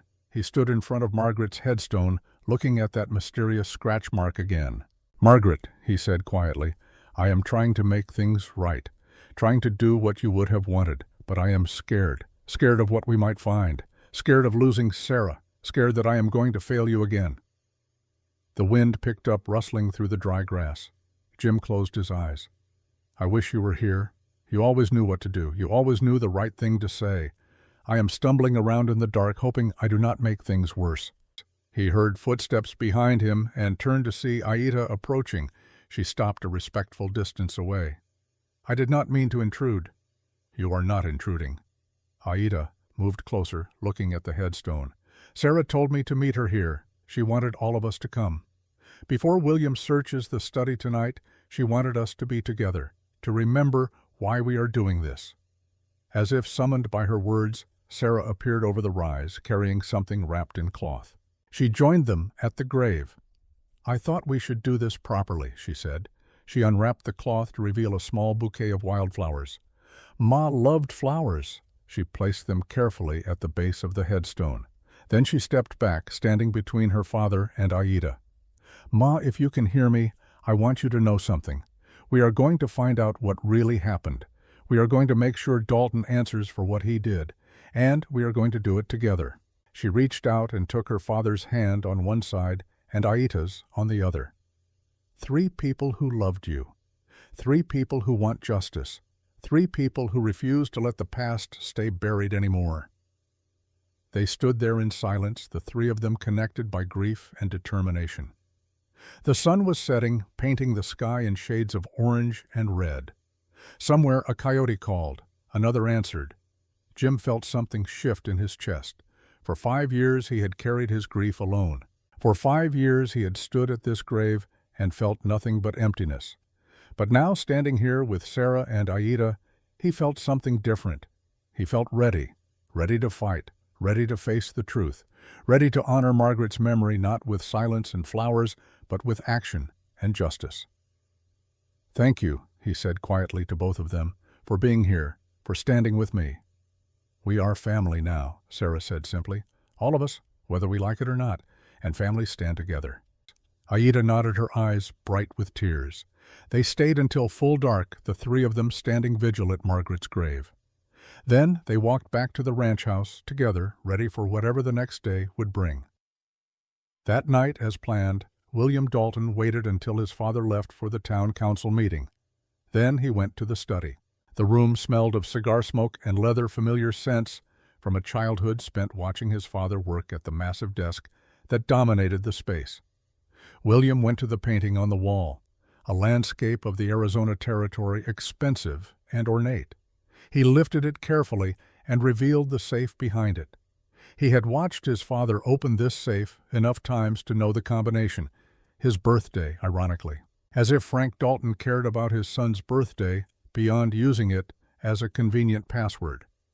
The safe clicked open. Inside was the locked box William had mentioned to Sarah. Plain wood reinforced with metal bands. William lifted it out and set it on the desk. The lock was simple. He used a letter opener to pop it. Inside were papers, letters, photographs. William sorted through them quickly, his hands shaking. A military report dated October 1877. Subject: death of Apache scout Running Wolf. Cause friendly fire during skirmish. Signed by the commanding officer. But beneath the official report was a handwritten letter on the same date. William's eyes widened as he read. Lieutenant Dalton, your actions regarding the scout have been noted.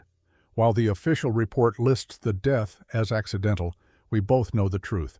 I am willing to maintain the fiction, but I expect your cooperation and discretion going forward. What happened in the chaos of combat stays in the chaos of combat. Destroy this letter after reading. It was unsigned, but the implication was clear. Frank Dalton had killed Running Wolf, and his commanding officer had helped cover it up. William kept searching. He found photographs. One showed his father at Fort Apache standing with a group of soldiers. In the background, William could see a woman. Dark hair, Apache features beautiful. Someone had drawn a circle around her face in ink. Another photograph, this one more recent. A newspaper clipping from 1880. Local rancher's wife dies in tragic accident. The article was about Margaret Brennan's death. In the margin, someone had written in his father's handwriting, "Problem solved." William felt sick. His father had not just killed Running Wolf, he had killed Margaret Brennan too. There was more. A ledger showing payments to various men. Names William recognized: the sheriff, the judge, town council members. His father had been buying influence and silence for years. And at the bottom of the box, a final letter. This one was from White Dove, dated early 1877, addressed to Frank Dalton. I have told you no. I will continue to tell you no. I do not want your attention. I do not want your gifts. I do not want you. Please leave me alone. If you do not, I will report your behavior to the commanding officer. The letter was stained and crumpled as if it had been read many times. William carefully copied down everything he could, writing quickly in a notebook he had brought. Names, dates, quotes from the letters. He was so focused on his work that he almost did not hear the front door open.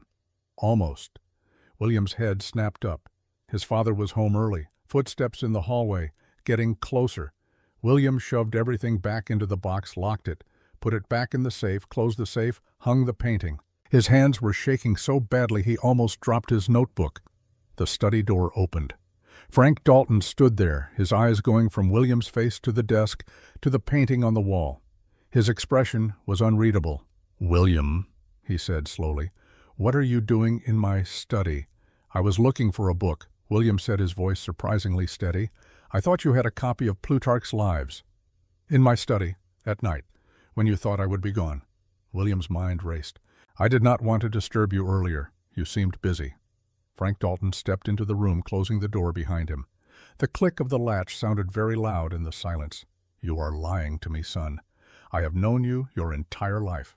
I can always tell when you are lying." He moved closer. "So let me ask you again. What were you really doing in my study?" William stood his ground, the notebook hidden in his jacket pocket, his heart pounding so hard he was sure his father could hear it. "Looking for a book." Frank Dalton's hand shot out, grabbing William by the collar and slamming him against the wall. The violence of it was shocking, sudden, terrifying. "Who put you up to this?" Dalton's face was inches from William's, his eyes cold and hard. "Was it that Brennan girl, that Apache woman who has been asking questions around town?" He shook William hard. "Answer me! I do not know what you are talking about." Dalton released him with a shove that sent William stumbling. "You think I am stupid?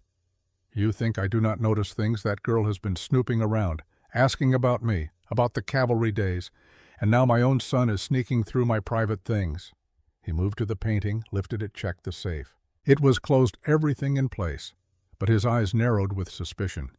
"If I find out you have been working against me, William, if I find out you have betrayed your own blood, there will be consequences.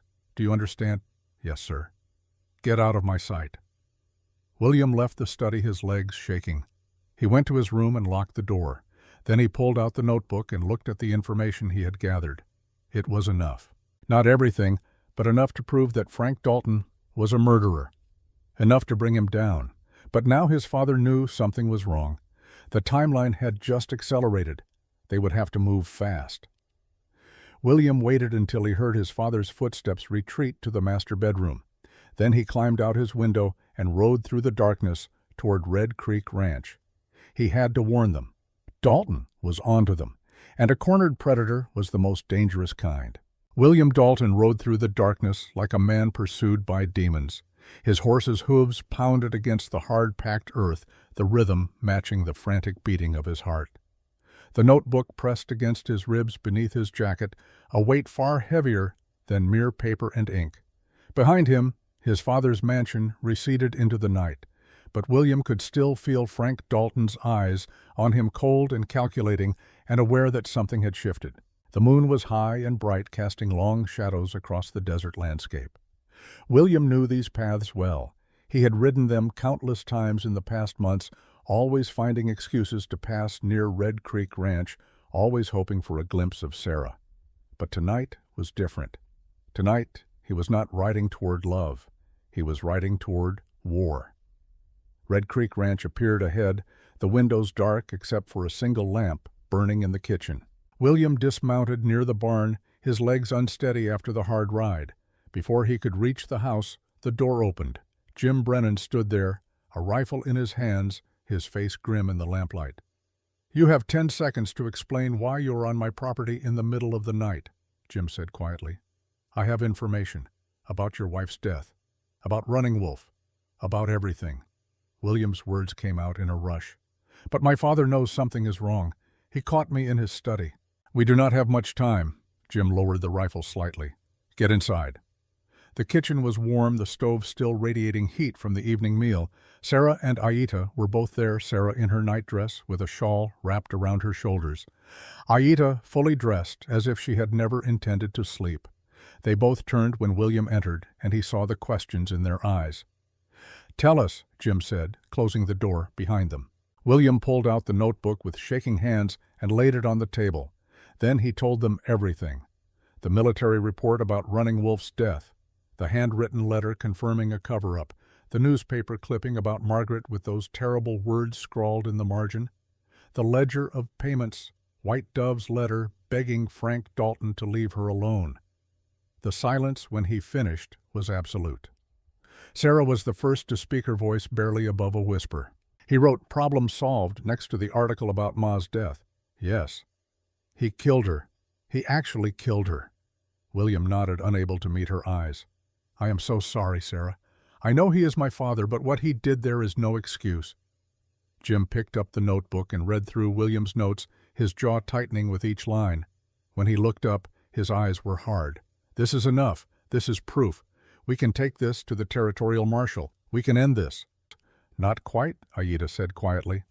She was standing by the window looking out into the darkness. "The notebook is William's word against Frank Dalton's.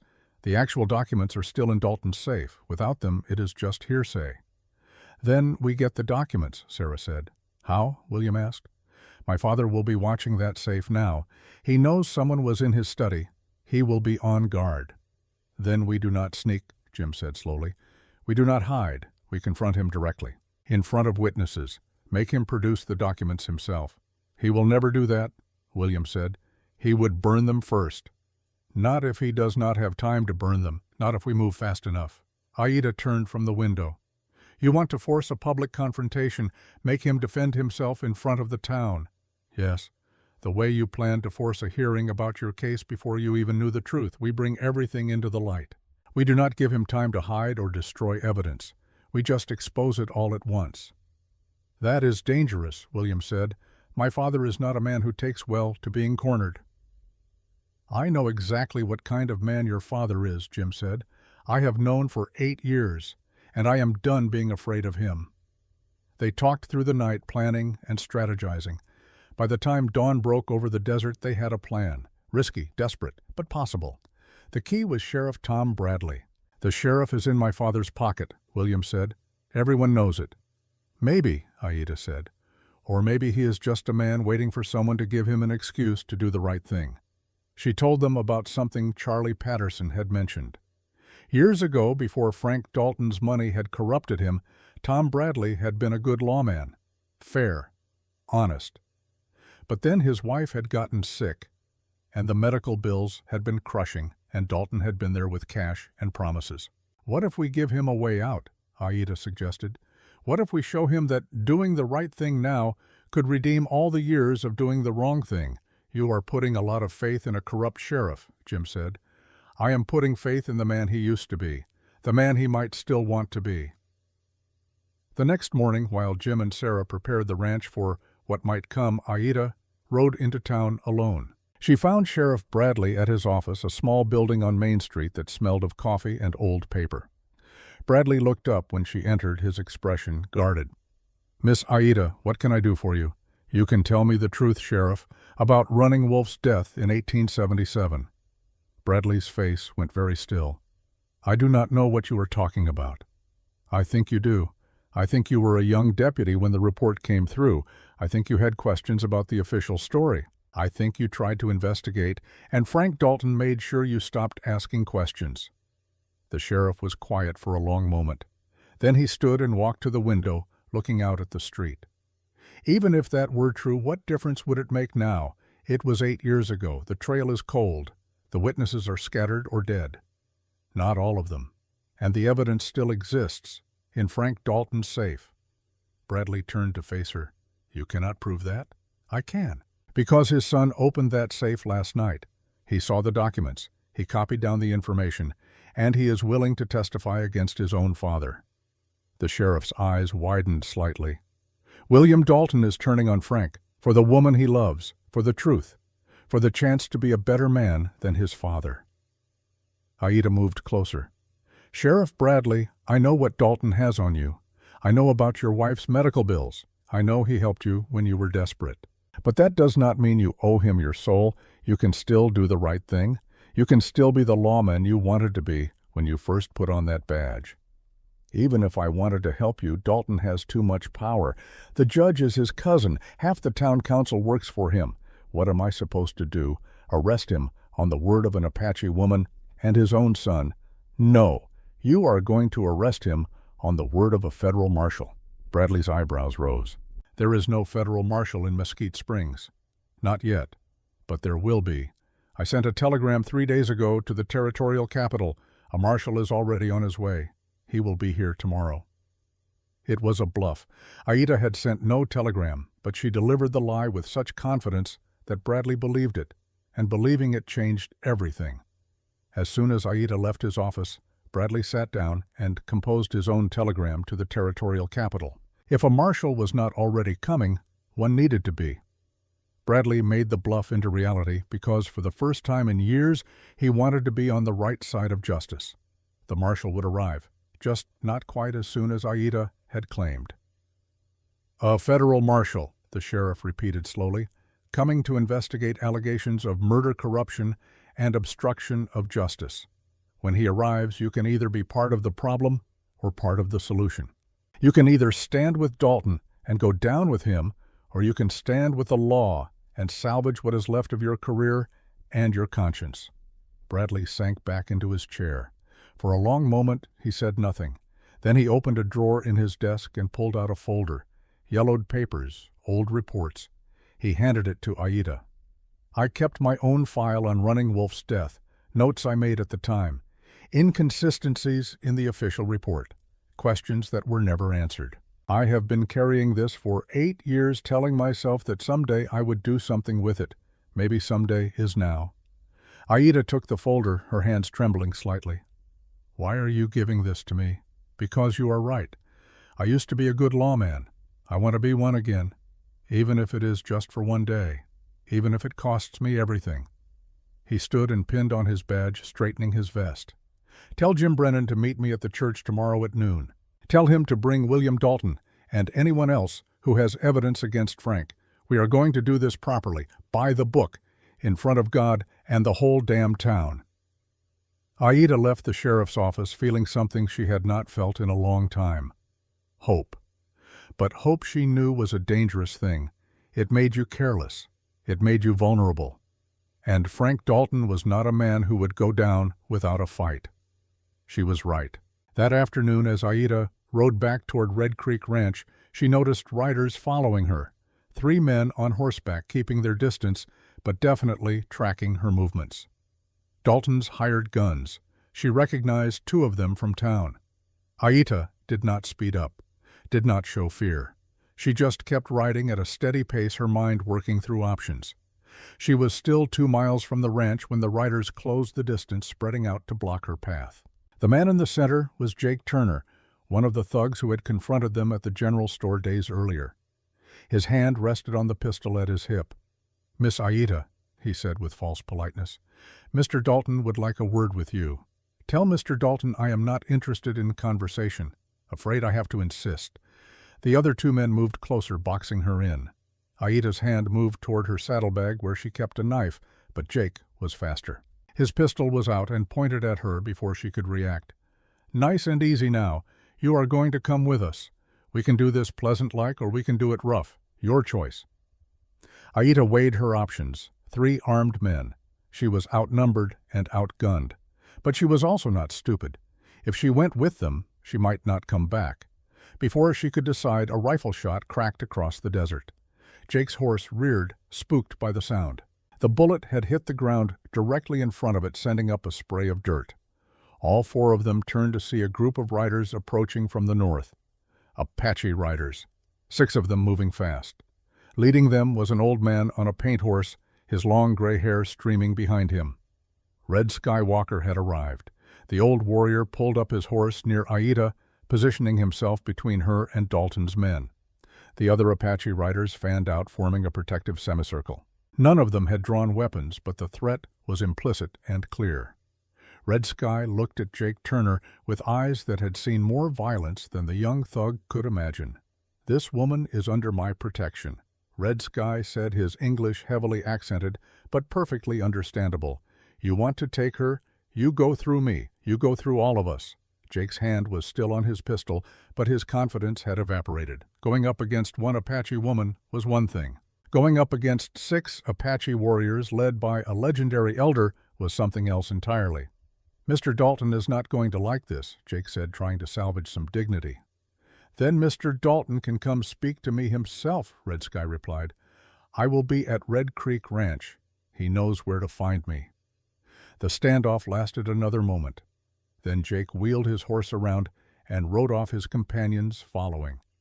Red Sky watched them go until they were out of sight. Then he turned to Aida. "Niece," he said, using the Apache term of respect for a younger woman of his clan. "It has been too long." "Uncle Aida," replied her voice thick with emotion. "You came." "Of course I came. When I heard you were seeking truth about Running Wolf's death, I knew you would need help. Running Wolf was my nephew. His daughter is my family, and family stands together." They rode back to Red Creek Ranch together, the Apache warriors forming an honor guard. When they arrived, Jim and Sarah came out to meet them. Jim's eyes widened when he saw Red Sky. "Red Skywalker," Jim said, moving forward. "It has been a long time." The 2 men clasped forearms in the traditional warrior's greeting. They had history, these 2. Had fought together against bandits 12 years earlier, had saved each other's lives.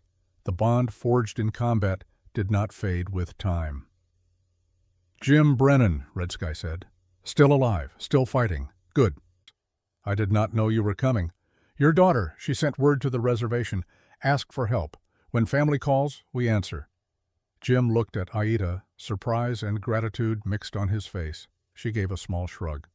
"I thought we might need allies, people who could not be bought or intimidated by Dalton's money." Red Sky looked around the ranch, taking in the defensive positions, the tension in everyone's shoulders. "You are preparing for battle." "We are preparing for truth," Jim said. "But yes, there might be battle involved. Then it is good we are here." That evening, they gathered around the kitchen table. Jim, Sarah, Aida, William, Red Sky, and 2 of the Apache warriors. Miguel was stationed at the barn keeping watch. The others were positioned around the property, invisible in the darkness, but ready. They went over the plan one more time. Tomorrow at noon they would meet Sheriff Bradley at the church.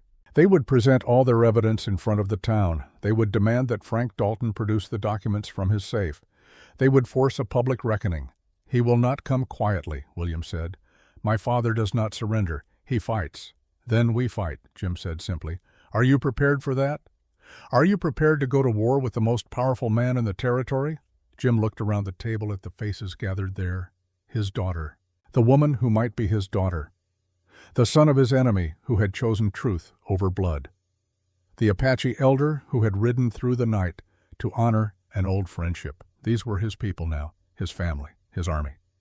"I have been at war with Frank Dalton for 8 years, Jim said quietly. "I just did not know it. Now I do. And now I am fighting back." Red Sky nodded approvingly. "This is good. A man should know his enemies. A man should face them with courage." He pulled out a leather pouch and opened it, revealing a collection of items. Eagle feathers, small stones painted with symbols, a braid of sweetgrass. "In my people's way, before battle we make prayers. We ask the spirits for courage and wisdom. We honor those who came before us." He began to speak in Apache, his voice rhythmic and soothing. Aita joined him, her voice blending with his in the traditional chant. Even though Jim and Sarah could not understand the words, they felt the power of them, the connection to something larger than themselves. When the prayer was finished, Red Sky placed an eagle feather in front of each person at the table. "For courage," he said. "Tomorrow we will need it." Night deepened. One by one people drifted off to rest, though no one really slept. Jim found himself on the porch again, his usual post, watching the stars and thinking about Margaret. Aita joined him, settling into the chair across from him. "Cannot sleep either," Jim asked. "Too much in my head, too many possibilities." "Afraid, terrified," Aita admitted, "but also ready. I have been running for so long, running from the past, from the truth, from myself. I am tired of running." "I understand that feeling." They sat in comfortable silence for a while. Then Aita spoke again, her voice careful. "Jim, when this is over, when we know the truth about everything, what happens then?" "What do you mean?" "I mean, if it turns out you are my biological father, what does that mean for you, for Sarah, for us?" Jim considered the question. He had been avoiding thinking about it, focusing on the immediate crisis, but it was a fair question, one that deserved an honest answer. "I do not know," he said finally. "I loved your mother. That is true. And if you are my daughter by blood, then I have missed 25 years of your life. 25 years I can never get back.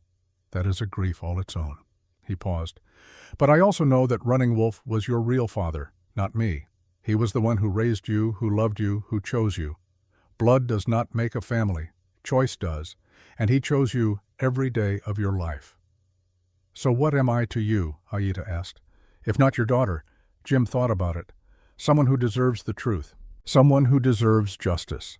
Someone who has become important to me regardless of blood." That is enough. It has to be. Because family is not just the people you were born to. It is the people who stand with you when everything falls apart. And you have been standing with us.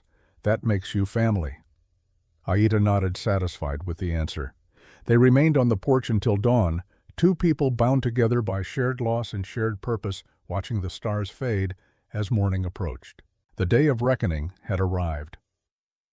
At 11:30 in the morning, the group left Red Creek Ranch and rode toward town. Jim and Sarah in the wagon. Aita on her paint mare, William on his horse, his face pale but determined. Red Sky and his warriors following at a respectful distance. They were not trying to hide. They were not trying to be subtle. This was a statement, a declaration. We are coming. We are not afraid. We demand justice. People lined the streets as they passed, drawn by curiosity or rumor or the simple human need to witness history being made. Jim saw familiar faces. Mrs. Chen standing outside her store, Doc Harrison on his porch, Father McKenna in front of the church, his white collar bright in the sunlight. And there in the center of the square stood Frank Dalton. He was not alone. Sheriff Bradley was there as promised, but so were a dozen of Dalton's hired men, all armed. The judge, Harlan Potter, looking uncomfortable. Several members of the town council. This was going to be more than a confrontation.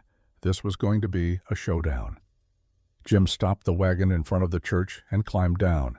Sarah and Aita flanked him on either side. William moved to stand with them, a visible break from his father. Red Sky and his warriors remained mounted, forming a line of silent witnesses. Frank Dalton's eyes moved across the group, calculating, assessing. When he spoke, his voice carried across the square. "Well, well, the whole family together. How touching." "This ends today, Dalton," Jim said. "The lies, the manipulation, the murder, all of it ends." "Murder?" Dalton smiled, though his eyes remained cold. "That is a serious accusation, Brennan. You better have proof." "We do," Sheriff Bradley said, stepping forward. The lawman looked nervous but determined. "I have evidence that you were involved in the death of Apache scout Running Wolf in 1877. I have evidence that you were involved in the death of Margaret Brennan in 1880. Evidence provided by whom? An Apache woman with a grudge, my own son, who I am ashamed to say has been led astray by a pretty face. Or you, Sheriff, a man who has been taking my money for years. Evidence provided by your own hand," William said. He held up the notebook. "I found documents in your safe, letters, reports. Proof of everything you did." Dalton's face darkened. "You broke into my safe. You stole private property. I copied information, and now that information is going to a federal marshal." "There is no federal marshal," Dalton said confidently. "You are bluffing."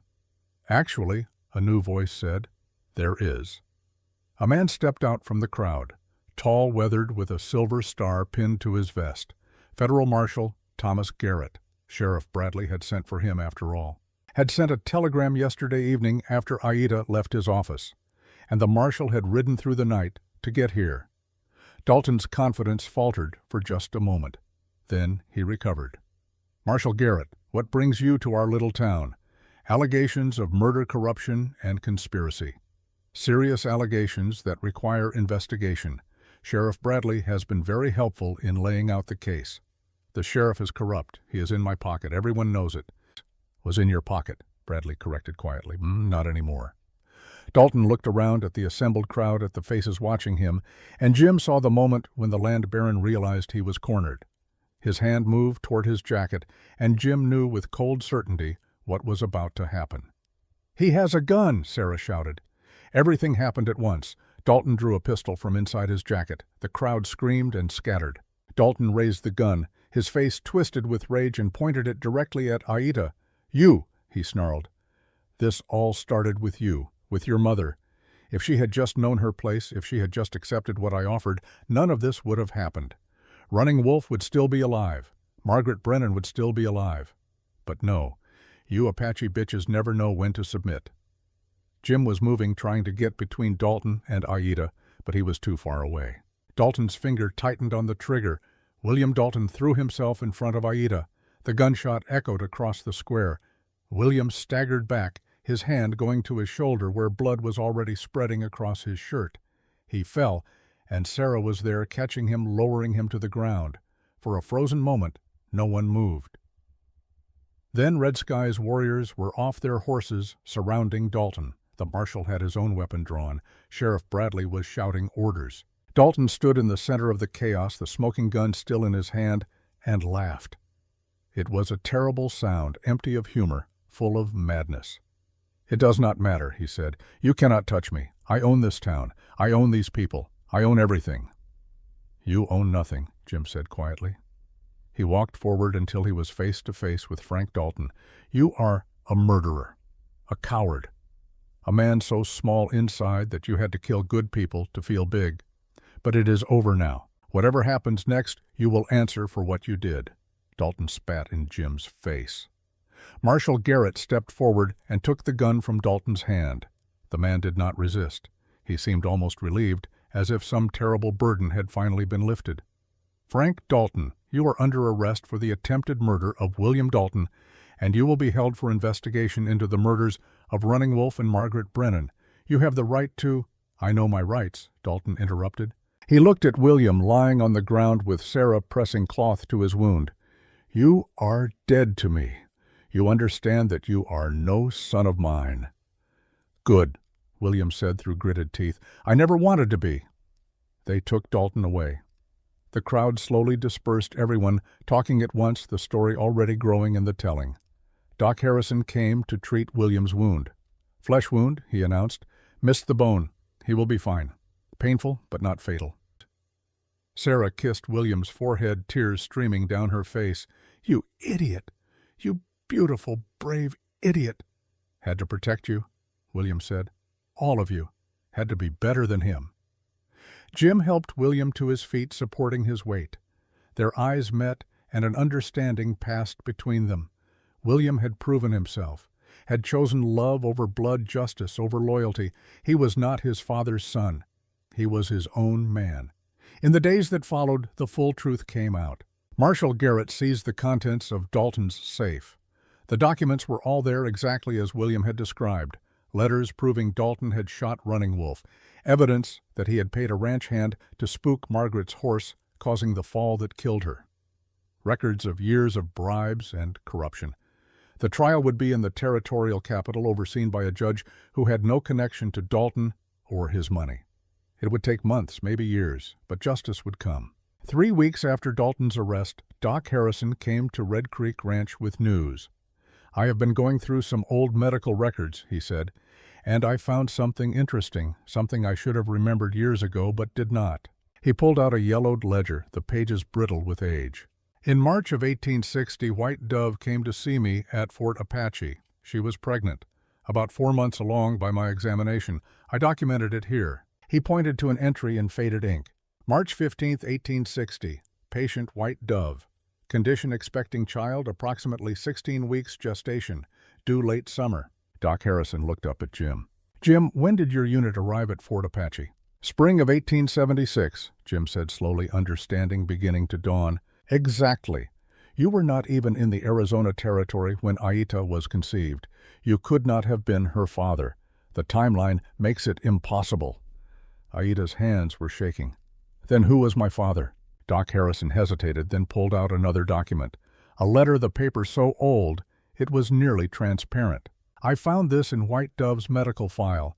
She left it with me before she died, with instructions to give it to her daughter if she ever came asking questions. He handed the letter to Aita. Her hands trembled as she opened it. The handwriting was careful feminine, the ink faded, but still legible. My daughter Aita, if you are reading this, I am gone and you are seeking answers about your father. The truth is this: your father was a soldier named Thomas Garrett. He was a good man, but our love was impossible. He was white. I was Apache. The world had no place for us, and even less place for you. Asterisk.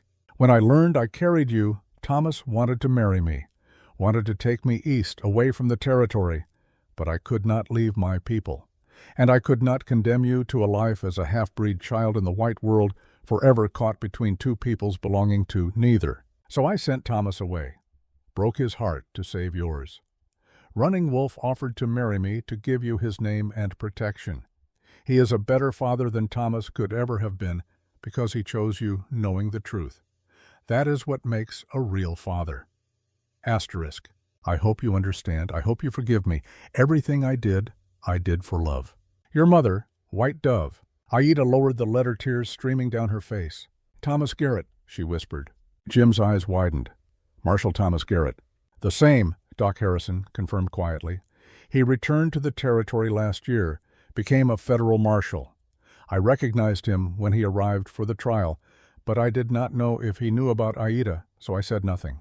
He is here, Aita said. My father is here in this territory. He is. He testified against Dalton. He is still in town finishing paperwork for the trial. Jim sat down heavily. Sarah put her hand on his shoulder. Aita looked stunned. But White Dove was pregnant when she married Running Wolf, Jim said. She told him that. He told me that. She was pregnant, Doc Harrison agreed, but not by you, by someone else, another man. The revelation should have brought relief. Instead, it brought only more questions. Who was Aita's biological father? Why had White Dove let Jim believe it might be him? Red Sky, who had stayed at the ranch to see justice done, spoke up. White Dove was a smart woman. She knew that if Jim believed the child might be his, he would leave, would give Running Wolf space to raise the baby without interference. It was protection. For you, for Running Wolf, for the child. She lied, Jim said. She protected, Red Sky corrected. There is difference. Aita was very quiet. Then she spoke, her voice steady. It does not matter. Running Wolf was my father in every way that counts, and Jim, you honored his memory by staying away, by letting me have an Apache childhood. That matters more than blood." She looked at Jim directly.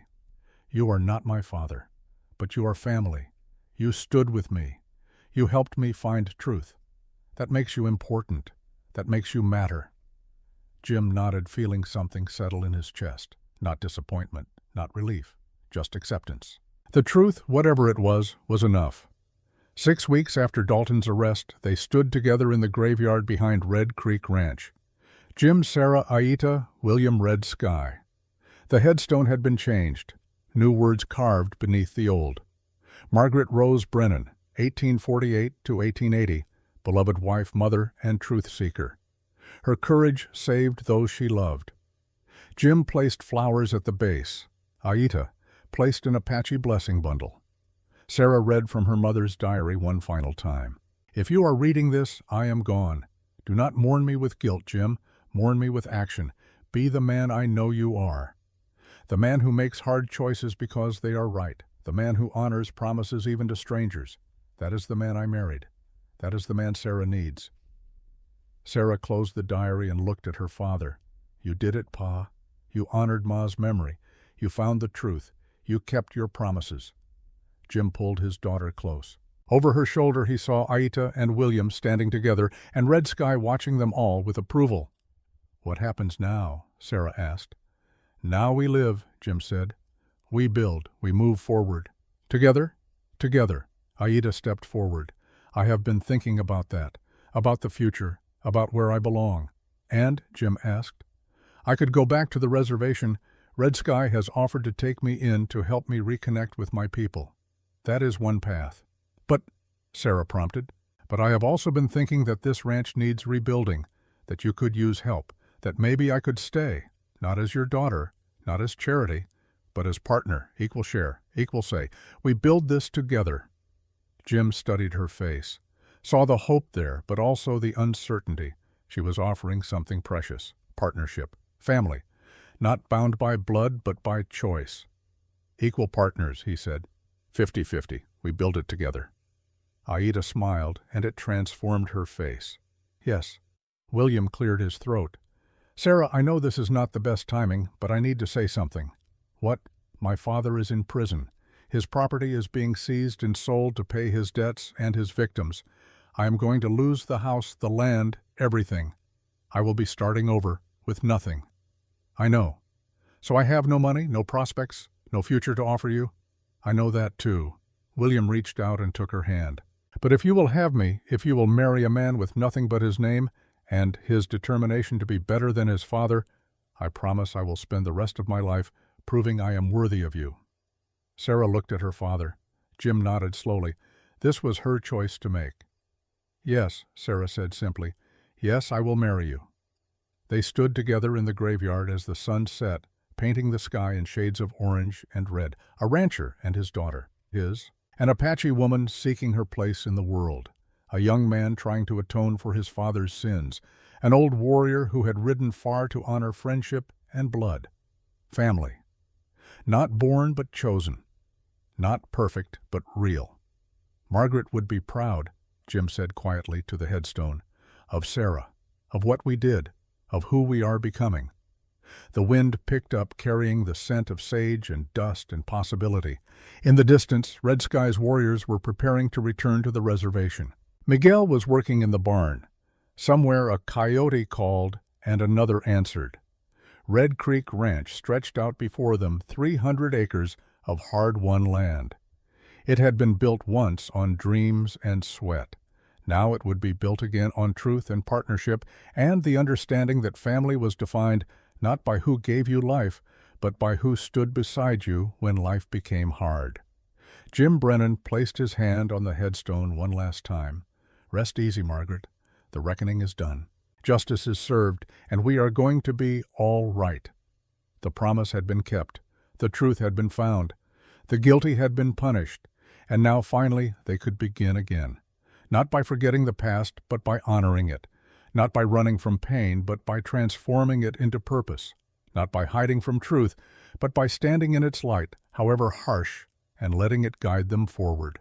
The end of one story, the beginning of another. The continuation of life in all its beautiful, complicated, redemptive possibility. And that, perhaps, was the greatest promise of all.